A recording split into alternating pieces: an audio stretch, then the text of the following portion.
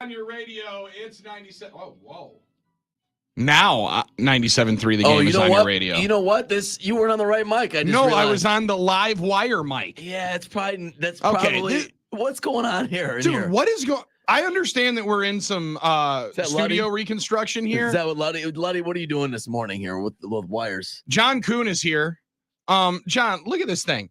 This is just sitting out here. All right, so you're on mic 3, dangling here, waiting. And that's the microphone that we usually use for the radio show. Chuck Garbedian bring some bull cutters in here from Broadlands to do some radio construction before the morning show today. Welcome back to the studio, dude. Billy. Damn, okay. It's not like this yesterday. Let's go. People are missing. It's a mess. You got hot wires all over the place. Watch out. Armin's hold the place down. We can't trust you to keep the house clean while we're gone. Is that what this is? What happened here? Oh, you're talking to me? You're the guy named Armin on the show. You're the only one that's been there. You've been there. You're supposed to take care of the place. Mom and Dad leave. It is trashed when you're home. No, this was not. You better like not this. be finding beer bottles in these ceiling tiles here. All right. That's a great idea. Ceiling tiles in the drop ceiling. Is that where you hit them? Is that never, where oh yeah, 100%. Is that where you hit your? 100%. There were. I never drank underage. There were. Yeah, no, know. we didn't either. Didn't either. No, there were definitely not bottles of Burnett's. Before you tell your story, I was planning. This was not like this when I left. So I'm gonna text Luddy right now. So you just so they busted this thing in the morning show, or somebody else did. This is fascinating situation. It's probably Drew and KB that did it. Wow. KB comes in and he's always moving the mics around. Throwing stuff around. KB, this is not personal if you're listening, but you come in here and he's. Why do you got to say that? Because it's about to get real. Because it's about to get real personal. Are you nervous about a postal incident there at the studio? I just don't want. If you don't say that, if you don't put out a personal disclaimer to KB, do you think he comes in there and wreck shop? Because I know. In fact, are you afraid of KB? I'm not afraid. I'm not afraid, but I know it's today at 3:50. I heard Armin talking about me this morning. Did you guys hear that? He'll be start talking about it. No, KB comes in here. I didn't care about it. He takes this laptop. No, they'll play stop. Under. They'll play the game stop, where they play the sound and then stop. Yeah, okay. And listen to this guy. And listen to this guy yelling at me. Listen to this guy griping about me. We just gave them 30 minutes. They got a whole segment now. They should be happy. KB should be happy. Less work for you, KB. Good job. You're welcome. Yeah, less talking you guys got to do on the afternoon show. I'm just saying, he comes in, he takes down the laptop stand. He starts blowing stuff around. He is quite loud with coming through here. All the mics are getting moved around. He wants to be on mic 4, but likes how mic 2 sounds when mic 3's behind it. So he has to structure them a certain way. Moves all of them around, finagles the situation. That's all I'm saying. Okay, so is that why he doesn't? So he's like everybody's. He's like everybody's dad at home when you were in high school. You're trying to sleep in, and he's just like, bang, bang. Starts the lawnmower at 7:00. Always. He's out there mowing the lawn at 7:00, and then he comes in, and just in case you fell back asleep after the lawnmower, he's gonna bang on a door or slam a pot or something. And then it starts quieting down. You're like, oh wow, okay, maybe he sat down. He's reading the paper. Smoothie maker fires up because now he's having breakfast. Yeah, I'm not gonna lie. Now that I'm the dad, it's such an awesome feeling. It's such an awesome feeling to repay that type of punishment I took as a kid. My kids right now are 9 and 7. Oh, they're right in the throes of it. This is the first summer that they've acted like kids, right? Like every other summer, they're still waking up early. They're stuck on that school schedule the entire summer. This is the first summer where it's like, okay, now we're staying up till like 10:30 at night. Now we're not waking up until 9 in the morning. And I love the fact I'm a light walker, but I'm still walking across the floors. Yeah, you gotta make some noise. Just letting the heel dig right in. Like, man, this is great. Now I see what my dad saw in this. Well, you can only tiptoe so much. Remember, if you can refer back to page 163, I am a fullback, quote John Kuhn. So you can only That's true, yeah. I'm just saying, you can only be so quiet here, and I got a little bit of a update here. All right, update. Whoops, thought you knew. Mic 2 is broken. Use 3. John knows, and he'll be fixing it. Per Hunter. All right, let's go. Well, this is from Hunter. No, actually, this is from Ludwig. He said per Hunter John knows about the mic. See, Ludwig is so by the book. Great. Like that's why I love Andrew Ludwig. It also kind of sounded like that he was has passing the details to buck. him He's and he's got organized. Per How Hunter, clean is his desk? No, real quick. How clean is his desk? my man doesn't This is have what one. Armin have does. one This, yet. this is what I love. This is what I love Cleaning about one. Andrew. Yeah, go So, ahead. He yeah. actually follows the rules. He's the only one in his building that follows the rules. Whoa, Hunter whoa. used to follow No, the rules. Hunter follows and then rules. Hunter was Drew and KB'd. Like he got Yeah. hit with Drew and KB. So no more rules for Hunter. Now Andrew's the only one that follows. No, rules. he How long until Andrew stops following the rules? He'll be corrupted in 6 to 9 months, I think. No, we follow the rules. It's just Yeah, soon. it's not as I don't know. You relax in terms of- Stringent. Armin, you follow the rules? I don't think I break rules. I mean, you're not gonna find me on a public beach with a backhoe digging up It's sand. definitely bent. Hey, Definitely there's no bend the rules rules. against that. Well, I mean, unless people get pissed about it. And Yeah. they wanna- Some people are machine salty. Some people are a little sandy about it too. Yeah, Sorry, I didn't go mean- ahead. I didn't mean to See, jump. when us you in got there. a lot of money though, you can't bend any rules. You got to be perfect. Yeah, no, well, and unless it's taxes, that from at least from what I'm reading online, and people like to say that those are things that you can bend. No, you got to make sure you pay your taxes. No doubt But about it. So, yeah, the Mark Attanasio story is fascinating. I don't know that we're going to get into it because there's a lot there.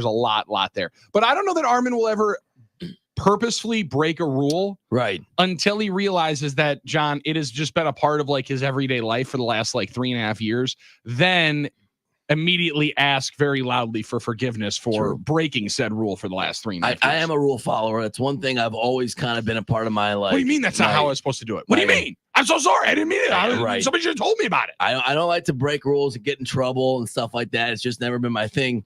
So I like to think I follow the rules, John, but it's not specifically only about following rules.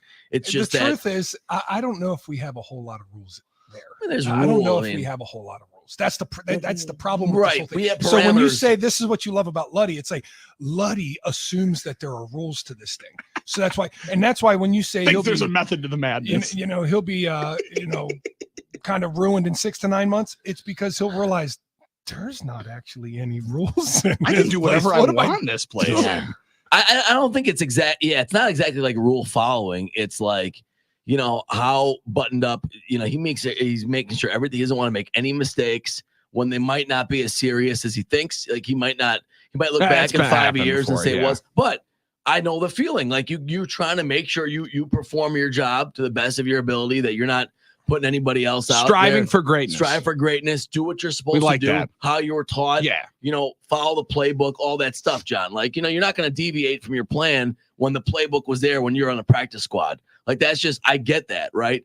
But, okay, I understand the Are offense you more. I've saying been you're this on league. the practice squad? No, he just called Luddy a practice. No, squad I'm just guy. trying to. Oh, okay. Yeah. I'm just trying to Don't compare. listen, Luddy. You're going to hear a lot of bad I'm things just all trying to compare it to like what maybe a good example of it. It's Maybe like- you're comparing yourself to a guy that's lived most of his early part of the career on the practice squad. you know what it's like. You're so not you've kept that attitude your entire gonna, career. Yeah, you're not going to step out of line because You keep reading Bob McGinn's projected 53, and Right. for some reason he keeps cutting you. I would love if there was a Bob McGinn style columnist still that would break down media the way Bob would break down football positions. Like That'd be that would awesome. be amazing. I couldn't handle that. I couldn't handle it anymore. I couldn't deal with it anymore. Hosts B-, perform their jobs above average, still not great. That'd be awesome. I'd love to Producers. see the categories. Producers never miss a day. Show sounds great. Attendance, Everything sound. good. D+. D. Like, well, you just said everything good about me. Why do I have a D? Because I didn't win MVP. It's like, You hey, set a hell of a standard for yourself. Bob There was being fair. the MVP. Really, really entertaining. Always on time. Never says anything too controversial. But shows creativity. he did mispronounce a French word during the Olympics. D. D. Engineers. Far below average. Things generally work well.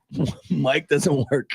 Engineers. Yeah, this wouldn't be the day to be secret shopped here at the radio station. This would not be the day to have, the fire department come in. Wouldn't be one of those days. However, it is a day that we can talk about a lot of fun stuff in the world of sports. We can talk about the Milwaukee Brewers from last night, finally getting themselves one of these wins against the LA Dodgers. Some NFL news, at least a trade going down, maybe not the one that we were anticipating, but also a former Milwaukee Brewer flipping himself to the football route. Well, flipping himself back to the football scene. And we'll discuss that as well as the JJ McCarthy news. But last night, guys, that win for the Milwaukee Brewers, to be able to catch 2 fat L's over the first 2 games, right? I mean, like, make no mistakes about it. Even though the Brewers had opportunities to make those games close, a 5-2 win loss on Monday night, had opportunities to still tie the game, still come back later into the game. Last Tuesday night, 7-2 loss. Last night, 5-4 nail biter, come back after giving up 3 runs in the first. Frankie Montas doesn't get an out for the first 23 pitches. Yeah, but he also didn't give up an earned run, if I'm not mistaken. Right? Were those all unearned? I think they might have been. You're right. He didn't get it out. It was not looking good, Billy. It was not looking good. No, because they were all unearned. He had a walk. Then there was the sac fly and the double by Kiermaier after an error. Mm-hmm. So, I mean, yes, you still don't want to give up runs, but you lose 2 to the Dodgers. Then you walk in and you start down 3-0. It doesn't feel good. Rock opens the game with BA John and goes, you know what? Brewers just can't fall behind big early. And then before they even hit the batter's box, down 3-0. That's not exactly the way that you would stress emphasizing and succeeding in that coaching point. However, we've talked about it a lot of times. Pat Murphy's squad is going to continue to play. Pat Murphy had a lot of coaching points last night, some base running blunders as well. But damn, good to be able to get one against this Dodger team. And let's see if they can go and split this deal. Even though you lose the season series, you needed to win 3 out of 4. It was a massive uphill climb. I'll be okay. You split and you get yourself a win here today against the big bad blue Dodgers, who are coming in here absolutely rolling offensively. I actually think, not being clean the way that it was yesterday, being a, slog, not a slog fest kind of game with the errors that they had. And I think that game goes a long way to what this team is going to look at when it comes playoff time.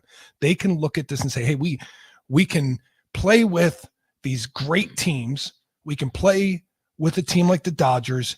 And even when things look bleak, even when things don't go right, especially from the beginning, we can crawl out of these holes. We can pull ourselves out of these holes. I thought yesterday was very important to get at least 1 out of the 3 games with them here. Yeah. And then to do it in the fashion they did was even better. It wasn't like it was one of those games where the Dodgers couldn't hit anything, right? And it wasn't like the Brewers, won 12-2 because their bats just got hot and everybody connected. It was a grind out dogfight of a game, and it wasn't clean. And I think that's something that you can take. Hey, when times get tough, because playoffs, it gets tough. Mm-hmm. Playoffs, Amen. you have, Yep. Think about it. 1-0 lead in Washington until the ball hits what looks like the bottom of the bat, right? Do you remember that in the wild card game, Armin? Yes. 8th inning, bottom of the bat. Like, are you kidding me? Come on, that hit the bottom of the bat. It didn't hit the hand. Okay, you have a bad situation like that. Can you crawl yourself out of a bad situation like that? And here yesterday, the Brewers did against the Dodgers. And I think that's something that you can take going forward. Well, we talk about teams taking on the personality of their manager. There's been a lot of that this year. The difference between Pat Murphy and Craig Counsell. Pat Murphy, guys keep fighting, grinding, whatever. You're staring down a 3-0 deficit and Walker Buehler's on the mound. Who would have thought it would be Jake Bauers to start you up and get the homer start? You know what? Get us off the mat a little bit. Here's a run. And then you tie the game. And then in a big spot, it's amazing how things have changed for the expectations for Jackson Chourio. He's just been so amazing now in this stretch where he was slumping early in the year. And he has the big RBI single. And you're sitting there thinking to yourself, I almost expect Jackson to come through now. And I almost expect to have a clutch moment. I almost expect him to expect it. Like, he kind of knew he needed to carry the team in that sense. And it's just an amazing 180 from what was going on earlier in the year. And then Devin Williams shutting the door. Man, that really fires you up because, this is now an X factor that we got if we have the old Devin Williams back. That's one of the elite moments of the season. I think for Devin Williams last night, 7 pitches, goes through Ohtani, Betts, and Freeman. 3 MVPs. 3 up, 3 down in the 9th inning in a 1-run game. And it was good morning, good afternoon, good night. I mean, he slammed the absolute door on them last night. If Williams is refreshed, he is fresh, right? Going into the stretch run, Right. and he's pitching like that as confidently as he has in his couple of save opportunities. Damn, that's going to be fun to be able to watch. But even look at last night's lineup, thinking that this team is one that is not only competing for the number 1 or 2 spots in the National League, Mhm. let alone dominating the NL Central. When you're coming up here with your top 3 as Bryce Terang, Jackson Chourio, and Tyler Black. Right? I mean, your 4-5 is Contreras and Adames, sure, but Garrett Mitchell, Sal Frelick, Joey Ortiz, Jake Bowers, all these cats, none of which were on the 40-man roster 2 years ago. Like, it is a crazy flip as to what they've done with the roster while competing. I mean, I've given them kudos a large amount of time. I know baseball doesn't really love it, right? The system that they've had in place that many people like to discuss, kind of like the Royals ended up doing, Sure. stink for 5-10 years, build yourself back up, and then you can have a run to glory for about 3 years as a small market team. They said, no, thanks. Listen, we got an owner that likes sand so much from Malibu that we're digging it up. We shovel dirt. We shovel dirt. I mean, we keep digging. Everyone grab a shovel. We're digging. We're playing, man. That's the DNA of our You ball think club. we're just going to punt Yeah, on a couple of seasons? That's the DNA of our club, man. You know, everyone else has stars. They have money. We just get down and dirty and we work. You just get an excavator. Everyone grab a shovel. Everyone grab a tractor. We're digging up sand. We're digging this thing up. We're digging up this National League. And take that, everybody. I think that was what the symbolism was there in Malibu. That's right? what Mark was trying to do. Right? Yeah, I think that's what he is. He's trying to motivate Brewers fans by saying, we're all in this together. Yeah, we're all in this together. We can all go down to Bradford Beach, dig some stuff up, and bring it back to our homeland. Because that's what this is. We want this to be our spot. This is our house. We're planting our flag right here. Speaking you of think that, that was a motivational tactic? I mean, yes, immediately- motivational tactic. Yeah. Okay, Chess, so not then it checkers. works. Okay, so I was trying to figure out exactly why we're digging sand, right? Yeah, there's a lot going on here. Gotta keep digging. For grandkids, is that what's going on? What do we need the sand for? How about this, John? Because we want to teach everybody to take care of our own sandbox. We don't need to worry about all that outside noise. We don't need to worry about all that other stuff. So this is all about leadership. Yep. This is all about Sure. motivating strategies. Yes. And being able to overemphasize the tiny details. If it wasn't for that pure Malibu sand, you wouldn't know if you're keeping it clean. You wouldn't know if you're keeping it pristine. It's a great point. If you just went and bought play sand from Menards, then you wouldn't be able to show and highlight that maybe you're doing a little bit different than everybody else. Right? I mean, maybe then when he goes and sees all the grass clippings in my kid's sandbox, he's like, you know what? Not focusing on the little things. And now Mark Antanasio has me trying to be a better person, trying to be a better father. See? That's right. Yeah. How about that for the you go. Brewers owner? That's right. That's right. There we go. There we go. Not being greedy billionaire. Just teaching Trying us to help. life lessons. Well, if you could get sand for free, I mean, it's like, but I guess Why you not can't. get it for free? You know, there's It's actually better than $10 a bag. I'm trying to dig Hey, I into need this some sand story. No pun I- intended. I want to know, Armin. I do want to know, what did he need the sand for? It's But a I mean, fascinating question. But if somebody tells you, hey, do you own a backhoe? No, but somebody I know owns one. Okay, well, go down there, dig it up. Grab as much of it as possible. He's trying to Just bring repair. it back to the He's house. trying to I know repair a the spot. seawall. Okay, he's trying to repair the seawall. All right, and Oh. apparently he got a permit to do it. So he's saving the environment. quote. He's in the midst of a fully permitted emergency repair of the property protected from ocean forces. Fully permitted. What's Now, the problem? I don't know if he picked up the wrong sand. If you were supposed to go to Home Depot or Menards or I don't know where else you get That's not landscaping. the right stand. I've never done it. Steins. Steins, okay, Yeah, thank Steins, you. big All time. right, yeah. Milligers. Milligers, yeah, why not? Right. Yeah, absolutely. So there's a lot to this, but the most important thing is it's symbolic to what we're trying to do here in Yes. Milwaukee. yes. Everyone grab a shovel. We're in this together. You guys think that this was just a greedy billionaire wanting some of that beautiful sand from the ocean in his backyard? Come on. That's not what this is. Maybe Just ask Kenneth Ehrlich, his attorney. yeah, It here is we go. What's secured Kenneth got? all permits necessary for the repairs Thank for the you. city of Malibu and LA Thank County, you. as well as thoroughly vetted all contractors and subcontractors No, involved in the project. non-story. Non-story. Greg and Tosa said, everyone grab a shovel. Let's go. I'm so jacked up. Let's grab some sand. Let's have some fun, and let's get ourselves into the playoffs and get ourselves a World Series ring. Maybe. Slow your roll down, and Joey Ortiz, maybe slow yourself down to be able to go and step on second base. We'll talk about that as we go forward. We'll also talk about the move that was made in the NFL yesterday, not the one that many people were anticipating. However, does it open up those floodgates just a tick for a couple of moves to be made? And one wide receiver that we have not talked about as he sits out or sits in waiting for that new deal. It's 9 to noon. John Coons right there. I'm Billy Schmidt. Armin Sarian's with us as well. Matt LePay will join the conversation in the third hour of the program. Badgers have a starting quarterback. Matt LePay, the voice of the Badgers, will give us the lowdown on him. It's 9 to noon. Statewide on the game.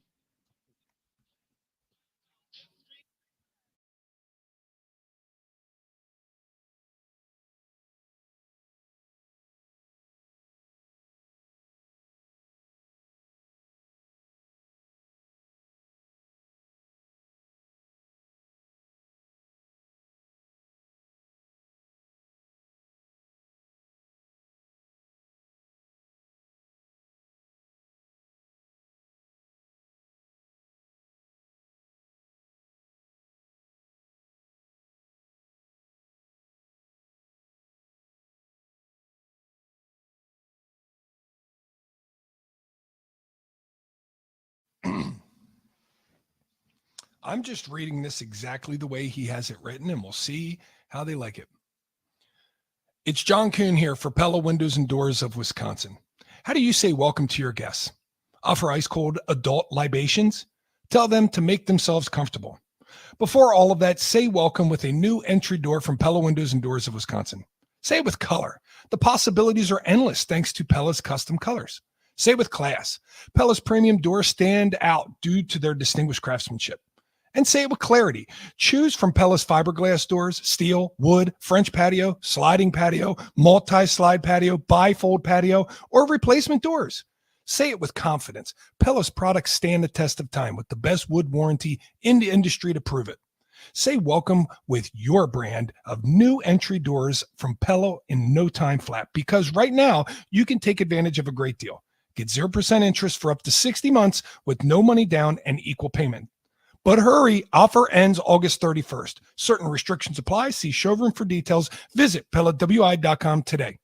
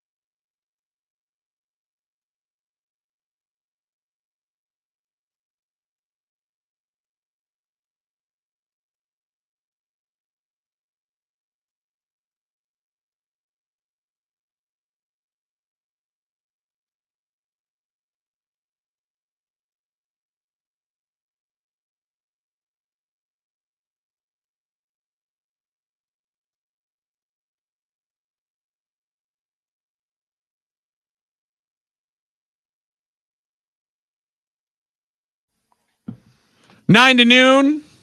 Thanks for hanging out with us. Thanks for selecting us as your in-day entertainment, because there's a lot of different ways that you can be spending your mid-morning. Your afternoon's going to be spent watching some Brewers baseball. I'll get you that information coming up in a moment here, but we are inside the Iron Jock studios. We still got a lot of nice weather and outdoor golf to be played, so Iron Jock wants you to be looking, feeling, smelling good doing it. Now through August 18th, take 35% off of all of Iron Jock's entire golf line. I don't know that that's their golf line, No, but I that's can my wear it. favorite sweatshirt. I can wear it, you know? Yeah, I love this one. Whether it's their polos, vests, quarter zips, 35% off with promo code 35golf. 35golf, ironjock.com for more details. That's ironjoc.com. Got to say, it's always fun to see more and more of the kids at practice rocking Iron Jock stuff. Hey, nice.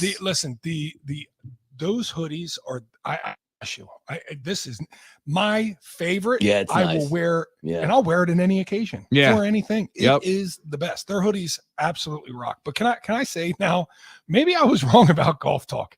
And this is why nooners are the best. Because I have 700 nooners right now trying to give me advice on how to chip. It's not the club. It's not necessarily my stroke. It's my brain. It's my brain disconnects Look at this. every now and then and has a trigger. But the fact that every nooner on here is trying to help me with my golf game, Right. so I can consistently hit below 90 is fantastic. There's It's amazing. I love this. There's a golf brotherhood there. You can see of like, I'm going to help you with Oh, this. yeah. Like, I got the answer Like for Phil you. I mean- Madison would help me. Weight forward, hands forward, feet open, shoulders rock, more like your putting stroke. Okay. Like, yeah. And you're sitting on a horse and all these things. Like, there's a million different things you can say. I got B in Burlington sending me new clubs to buy. Like I don't already buy clubs way too often.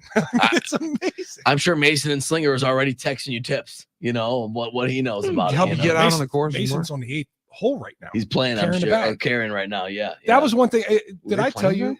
Did I tell you when I played Aaron Hills that I specifically asked for Mason to be my caddy? Well, why wouldn't you? You got to have Mason. Nobody knows Aaron Hills like Mason and Slinger. Oh, for those Sticks caddies. does. No, here's Sticks the deal. does. Oh, Here's the okay. deal. Mhm. If you know a caddy personally, and especially if they check the box of being a nooner, you gotta pick them to be your caddy. I mean, it was awesome. Now I was bummed to hear because he works at Aaron Hills, he can't hardly listen at all anymore. Yeah, I know. He can't. He's Says always he catches working. a little bit of Zabe in the morning, and he catches a little bit of Drew and KB in the evening sometimes, but he hardly gets to listen anymore. But winter's coming, and eventually he will be done at Aaron Hills for a season and be able to be back. But man, we had a blast. He's a good caddy too, Armin. I believe it. He's experienced. Obviously, he's been on that course for a while. You know I what's believe he's funny? good. You have to tip him well because he listen, knows you. That's well, the tough part. You think do you think I have a problem with that? Not you. I'm just saying in general. You can't be like, oh, Trying this to say guy. that John's cheap. This guy Would doesn't you- know me, would so I you- can give him less. You can Would you stiff normally him. not tip a guy? I don't know what the tip caddies, John. I'll be quite honest with you. I never had a At caddy. least $100. At least $100. We're negotiating my caddy. So fee much for better you. than the fee that I was getting when I was getting 30 after the tip. Armin, I will tip you $100 to come to my course and carry my bags. I'd do for it. the entire 18 holes. I would do it, but people were telling me I negotiated too low of a fee that one time on the text line. People were telling me. that. $100 tip. What I give what? I think I'll I gave take it. Mason. I I'm think I not- gave Mason.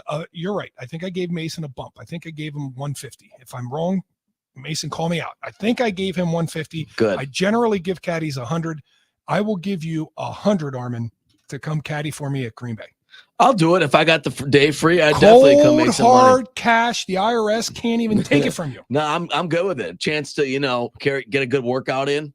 Now I don't know the course or what to tell you for advice. Like that looks like 120 yards out.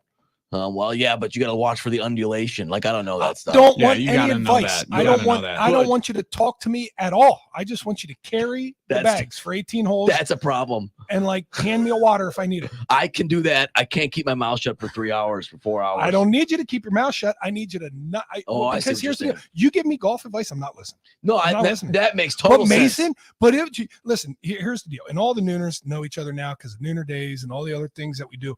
So most of the nooners know each other. Right. And anybody that knows Mason knows he's kind of a live loose kind of guy. Oh, just yeah. like the rest of the nooners. He Oh, likes to yeah. have fun. He likes to let his hair down. To watch him tuck in his shirt, comb his hair, Get serious. right?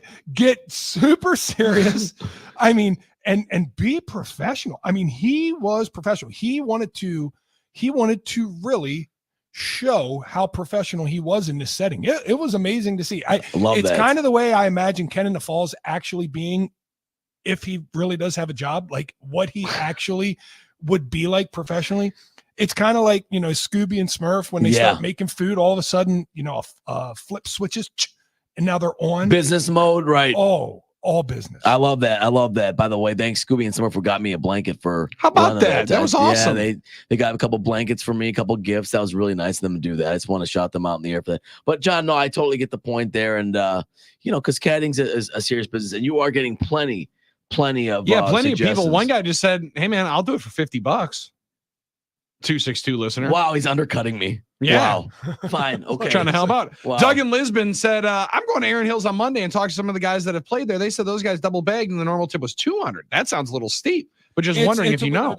If you double bag, think. If Well, you yeah. double bag, Double the- 2 bags course, is 200. of course. It's 100 a person. Yeah, that I makes think- total sense. I think Doug was missing that part. Yeah. I think that was the issue there. John, I would caddy for you and give you water for $100, said 715. I don't know that I think people are just going to start lining up to be John's caddy at Green Bay Country Club now.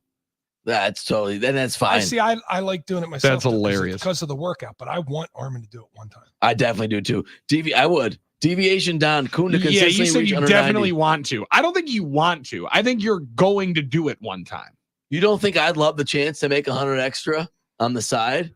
By walking for 4 hours? No. I like to walk. Why wouldn't I? I know it's not the same. This but ain't Greendale. This isn't walking through the Greendale Village here, Armin. You don't think that golf bag's a little heavier than that weighted vest you were throwing. You don't on, think kid. you don't think I'm a grinder? And when it's time to shovel, I'll shovel some dirt. I just don't think you've ever caddied before. I haven't. And as somebody that has, It's that's not intense easy. work. It's not easy. I get it. Then you go and spend half your money at McDonald's right after, and it's a lot worse. It's a lot worse. All of a sudden, you're sitting here like I had $35 in my pocket. Now I have 24. Subway. That stinks. Have you heard the news on Subway? I have not heard the What news news on on Subway. Subway? You're gonna break my heart. They're about to. They're sinking right now because guess what? $5 footlongs No. don't make it anymore. No. They Oh, can't that put any- hasn't been No, a it thing ain't for a happening. long time. Ain't That happening. lie has been dispelled so long No, ago. there's no longer. $5 foot long, $5 11-inch and 2/10 sub. I'd like to Jerks. see Blimpie make a comeback. You guys remember Blimpie? That would be a winner. I love Blimpie. Gas subs. stations across the country. They were That would be connected great. to the gas stations. Yep, that's what you need. Used to have one on Loomis. So we'd walk, me and my buddy Johnny Logan would walk across Loomis to go to Blimpie, and then we'd That's go a to dangerous Hostess walk. and get some hose. Yeah, but we knew how to do it. We weren't afraid. So See, it's right behind the whole maturity. block. I knew we had a whole route set up. That was the summer days, man. That's what we used to do. 414-799-1973. Quarterback done for the year in the division for the Green Bay Packers. We'll discuss that in one wide receiver story that I'm a little surprised isn't a bigger deal. We'll discuss it. It's 9 to noon on the Game.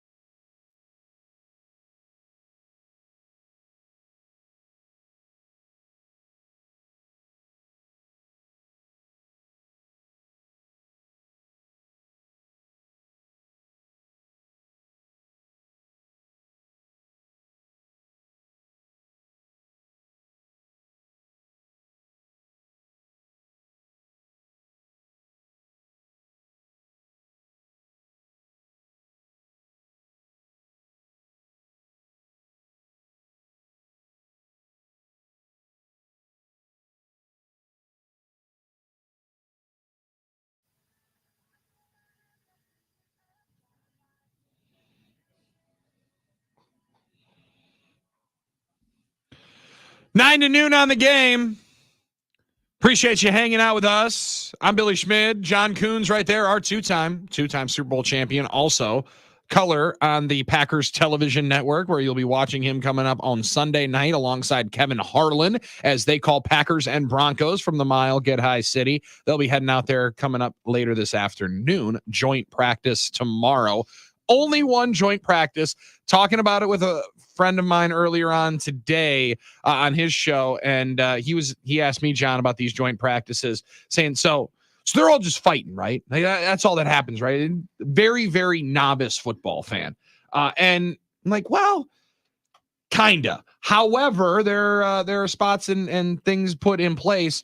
Matt LaFleur said he did not want to see any of the fighting. We talked about it a little bit yesterday. He said, I'm going Gerard Mayo style on this. If you're a starter, you're playing in the preseason game then if you want to go and you got all this energy to go and fight. If you're one of these guys that needs the game and you need all those reps in the game and all those moments, yeah, enjoy the street clothes, because that's what you're going to be in if indeed you decide to go fighting.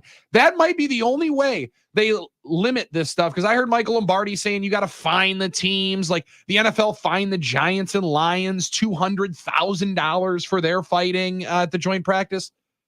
All due respect, I don't care if it's their money. I care if it's my money if I'm one of these players. And the only way that you're really doing that without the fine is messing around with my time if I'm somebody that needs those reps and needs that game action. I like the philosophy of, if you're a starter, you're playing the whole game, and if you're not a starter, you're sitting out. Now, coaches got to understand, if your starter goes out there, starts a fight, you're going to play them a whole preseason game, and they get hurt, you're going to take a lot of heat for that. You go out there, let's just say Elton Jenkins last year got in a brawl against Cincinnati out there at practice. You know, it was a little chippy right from the jump, right? You know, he's in this brawl, Elton Jenkins. You play Elton Jenkins in the entire preseason game, and he comes out of that game with some sort of injury, that is heat that you won't be able to back down from. It will haunt you for as long as that man is injured. So that's a risky proposition to go out there and say something like that. I mean, here's the deal. I don't like when the NFL gets involved in practices and starts fining teams for what they're doing with that, because these practices have a meaning. They have a reason, right? You're taking away preseason games to add regular season games, and now you're going to enforce the way that you can practice. I heard this notion the other day, and this comes on the heels of JJ McCarthy being, out for the season now. Yeah. And we talked about that. We talked about what a meniscus could mean. And obviously, I actually think this is a smart, practical, correct move in a league where we've been in teams to do the smart, practical, correct thing. Now, the smart, practical, correct thing is not to play the game, but it's to take care of the players when something happens. This, for everybody to know, the meniscus is an important thing in your knee for the rest of your life, right? Mm-hmm. It's the cushioning between the bones there that bend in your knee. So you need that. And what probably happened is they opened that up and they said, well, we could trim this and he'd be better in 3 weeks. But once he hits 30 years old, his knees are going to just ache. He's going to have arthritis and he's going to struggle to walk when he's in his 50s. So they did the right thing and they fixed his meniscus, and he's going to miss an entire season because they put it back together the right way. But he's going to have his knee the rest of his life feel like the knee is supposed to feel. I mean, it's the smart, practical thing. But when I hear people say JJ McCarthy should not have been playing in the preseason, what are we talking about here? What then what do we take away after the preseason games? Do we take away practices? Do they just not practice? Just don't practice at all, right? Don't just do anything until the game. Just go out there and play the game. And then how do you prepare to play? It's irrational. Not even the fact that he was playing, but he's a rookie. He needs the reps more than anybody does. Yeah, I don't know who was saying. I don't know who was saying that. I heard playing. I've heard that notion many times. Is these guys that you expect to play on your team during the season, you cannot play him in preseason. Even if he's not going to be the starter? How do you ever get a player ready? And JJ McCarthy might not have been a starter, but the notion that even starters should not play ever in the preseason is crazy to me. How do you get ready to play a game if you don't do that? If you don't actually practice the game? And let's say you do take away games, what's the next thing you're going to take? You're going to take something else away. It's just the pendulum doesn't ever stop swinging. And I get being nervous about injuries, right? As a fan, Like you're worried about your best players getting hurt in a situation where you felt like, man, I didn't need to put him in that position. But there is a line you have to cross where it's like, well, we have to have some competition, especially for a young rookie, right? I mean, like, I think I think most people would have understood him playing in that situation. So Yeah, I mean, I get it. Like, I understand why it's a risk, but I also understand, like, guys have to get better. Now, Aaron used to say preseason was as useful to him as practice was, right? Because of the joint practices, the joint practices, because they can put themselves in the situations to actually develop the ability to get better in certain situations, not in certain preseason games. And maybe that's why we will eventually see the league go down to 2 preseason games, because people don't see them as valuable compared to these joint practices. But yeah, there's a line you cross where it's like you can't just bubble wrap everyone forever. You can't go Jake from Little Giants forever. Keep them fully bubble wrapped until the game. Yeah. And then just say, I want you to go out, be sharp, great, perfect, and healthy the whole time, right? Well, especially if you're JJ McCarthy. Like, I don't know who's saying the rookie that's not going to be starting shouldn't be playing in the preseason, because you got to be learning. I heard that on I don't a know national from radio where. show. On a national radio show yesterday. I heard that as soon as that news came out. Why is he even playing because he needs to play in the preseason. Yeah, I that's a ridiculous idea. Like, now I can definitely see a Joe Burrow, like somebody that ended up playing. But even so, now we've had so many guys have success after playing in the preseason. It ends up swinging back to, well, Pat Mahomes is playing. You could probably go. I like this one from TK in Grafton. Okay, bigger question. How did NFL training camps evolve from brutal to intellectual and technical? Well, as he says, Lombardi brutal, LaFleur technical, Holmgren in between. You can also, this is not the full science part of it. This is just my full opinion of it. If guys in Lombardi's time were making hundreds of millions of dollars, the training camps wouldn't have been the same as they are and as they were, right? Like, I mean, the amount of money that is invested and spent on NFL players now, it is a full-time job. You are expected to come into training camp in the best shape of your life. That's season. what it is. It is right, no John? longer you're working out 6 weeks to be able to prepare yourself to play. And the guys that were making $42,000 for the Green Bay Packers in the 1950s and 60s weren't telling the coach to pound sand if they told him, yeah, this is too much. Well, there's 100 reasons on why training camp went from being boot camp brutal to being technical and skill evaluation, right? That I went down a path, a wormhole yesterday of looking at a thread with the biggest shoulder pads they could find, the biggest pads. It was called "Give Me the Picture of a Football Player with Big Pads." Because pads have gotten smaller now. And I just went down this thread and I just thought, oh my gosh, what an awesome game this was when people ran belly and people ran ISO and people ran trap. Like that was 2/3 of your game plan were those 3 basic hard-nosed, push them around plays, power, right? Gap scheme type runs.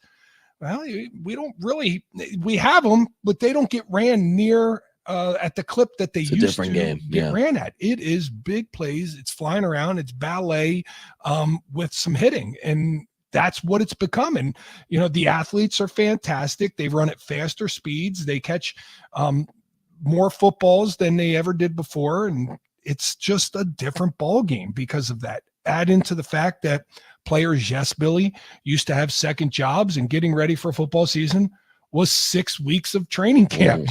You worked the rest of the year as a plumber or an electrician or something, or maybe you were smart and you were, some sort of physician during those times, but you would come into football season and it was, hey, you got 6 weeks and then football season starts. So let's get you ready. Yeah. I mean, literally. And, it's hard to compare eras like this. And that's why I don't like comparing players through eras because, there's a reason there were 6 preseason games throughout the 70s, I think, in the NFL. Guys were using camp to get in shape. And let's be honest, also, we're smarter now to know what is going to help athletes and what isn't. I mean, there was a notion, the Junction Boy days, where it's like, you're not going to get any water. Well, that's not going to help these guys not having water. I mean, the thought is if I deprive you of these things, you'll become mentally tougher and you'll become tougher. And we're not going to practice on nice fields. Water is for washing blood off that uniform, and you don't get no blood on my uniform, son. Yeah. So there's a toughness aspect to it, but we're also smarter in training and recovery and all these things now that I don't know. Does it have an effect on mental toughness? Maybe there is something to it, but You're right. Guys would have real off seasons back in the day where they wouldn't even see it. There'd be no social media. There's no connection to the outside world. They could do whatever they want, or they could work wherever they wanted to, and then report to camp to get in shape when they needed to. I'm just so fascinated with it because the 49ers this week had to cancel their joint practices with whatever team they were playing. I don't know who it was because they have 25 injuries, right? It's not, we need to find a way to have less injuries. We need to get injured less, right? This has never been safer than what it is right now. Game has never been better for players to not suffer injuries as what it is right now. And yet there are still this high number of injuries. And until you just come to grips with, you will have injuries in this game and you can't be 100%. You may need to play at 80 or 90%. You're still going to have these injuries like this meniscus that's going to keep a guy from playing. He's not going to be able to play. Mm-hmm. You're still going to get broken bones where guys aren't going to be able to play because they have a broken bone. But some of these injuries are injuries that would have been played through in the past. And the more you create injury awareness, the more you make it so that guys feel like they have to play only at 100%. That's interesting that less guys are more willing or able or feel the necessity to play hurt. Maybe that's mentality. They will play in games hurt, but they won't practice hurt. But isn't that a matter of recovery for the game? Like recognizing, okay, the game's the most important thing, so I want to be fresh as possible. Or is it, we are training guys to be bigger, faster, stronger, more agile than ever before. Therefore, collisions will be faster, harder, stronger, and more violent. And that's where Mark and Franklin's question. Guys are way bigger these days and much, much faster. The speed also means increased injuries and players flying around the field. A player such as Caleb Jones with his mammoth size would have been unheard of in the 60s and 70s. I mean, maybe, but also the fact that you could be Caleb Jones on a practice squad for going into your third season, working on your body, working on your craft. That part of it didn't exist in those days. Like Brian Baldinger tells great stories about when he tried out as an undrafted free agent for the Dallas Cowboys for a Tom Landry coach team. There were 5 spots on the rookie tryout deal. They had 126 rookies walk in, right, for a 3-week rookie camp. That stuff completely gets tied away because of the amount of money. Like even in the 90s, guys in the 90s, 6 Packers didn't have side jobs, right? John Jones wasn't out working construction in the offseason. However, Brett was the first $100 million athlete, right? So like the way that the emphasis continued to get stressed upon, we got to protect these investments. Like as much as people will look more towards the players, John, I think this is the part where you're going into it.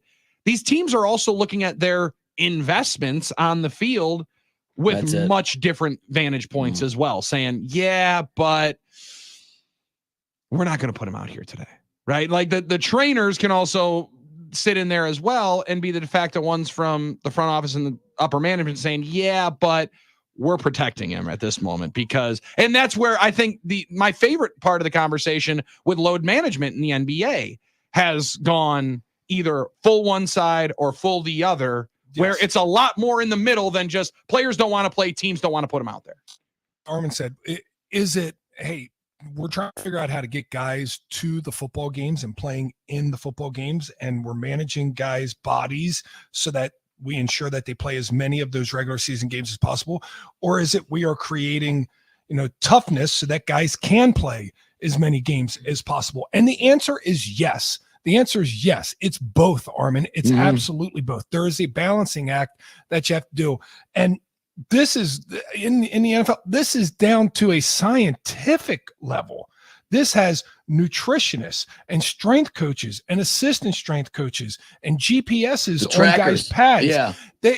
There are so many people that monitor what the players do to know, hey, Wednesday was an extra hard day, so we're going to back out a period on Thursday so that their bodies recover. And then we're going to ramp it back up. And they have this ramping and decelerating and ramping and decelerating for these players' bodies so that they try and it's almost like track athletes that run the 100, right? Yes. You don't want them out there running full speed hundreds every single day to get ready for the next 100. But you got to train. They have to run a couple of them, and you got to do training. So they have hard days and they have light days and they have medium days, and they try and balance this thing out so that they hit it on Sundays the best they can. But I just know you need to have some version of hard, consistent, difficult practice, or game experience before you go into these games, or you won't keep up. And the teams that balance at the best are the ones that end up winning. I.e., look at the teams. San Francisco's dealing with a lot of injuries now, but man, they play their guys, and look at them in the postseason. Kansas City Chiefs, they play their guys, and look at them in the postseason. It's just, and I know there's Patrick Mahomes, and I know there's star players, but you also got to be able to practice and prepare. It's very interesting. I saw Rodgers talking about the preseason importance or lack thereof. Let me get this audio in here and see you guys react.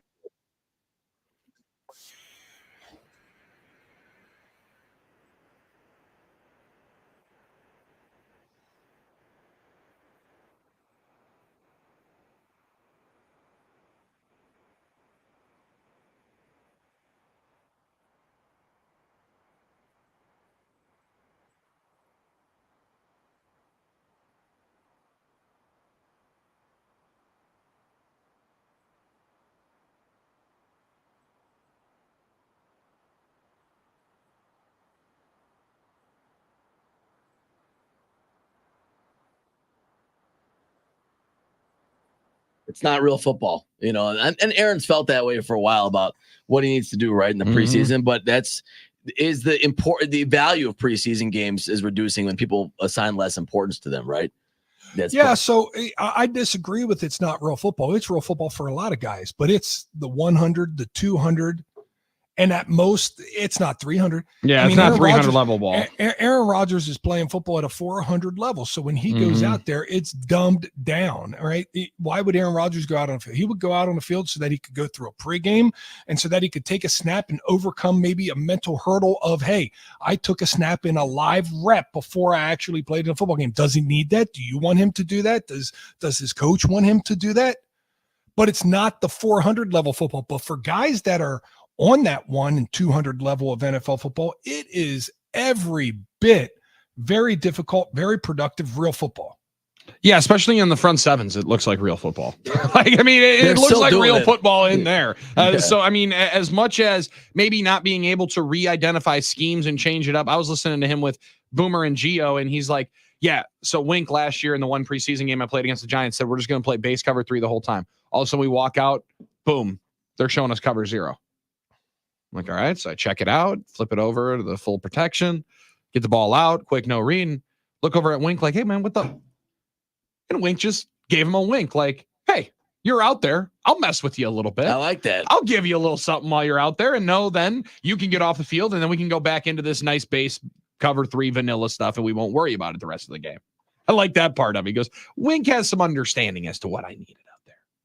Let him help me out, Wayne. Thanks for crossing me up a bit. Give me a chance let me see something that I actually want to do. 414-799-1973. Good ones on the NicoletLaw.com talking text line. We love it. Keep them coming. 414-799-1973.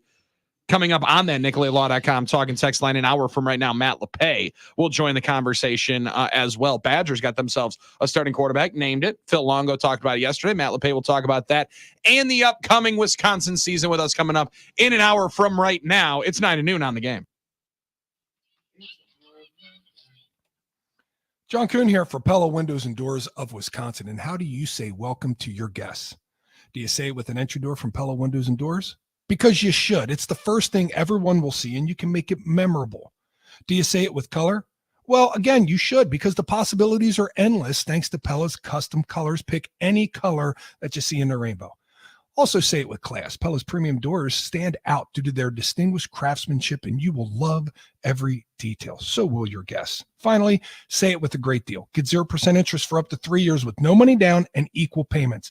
Now let's say it all together. 0% interest, 3 years, no money down, and equal payments.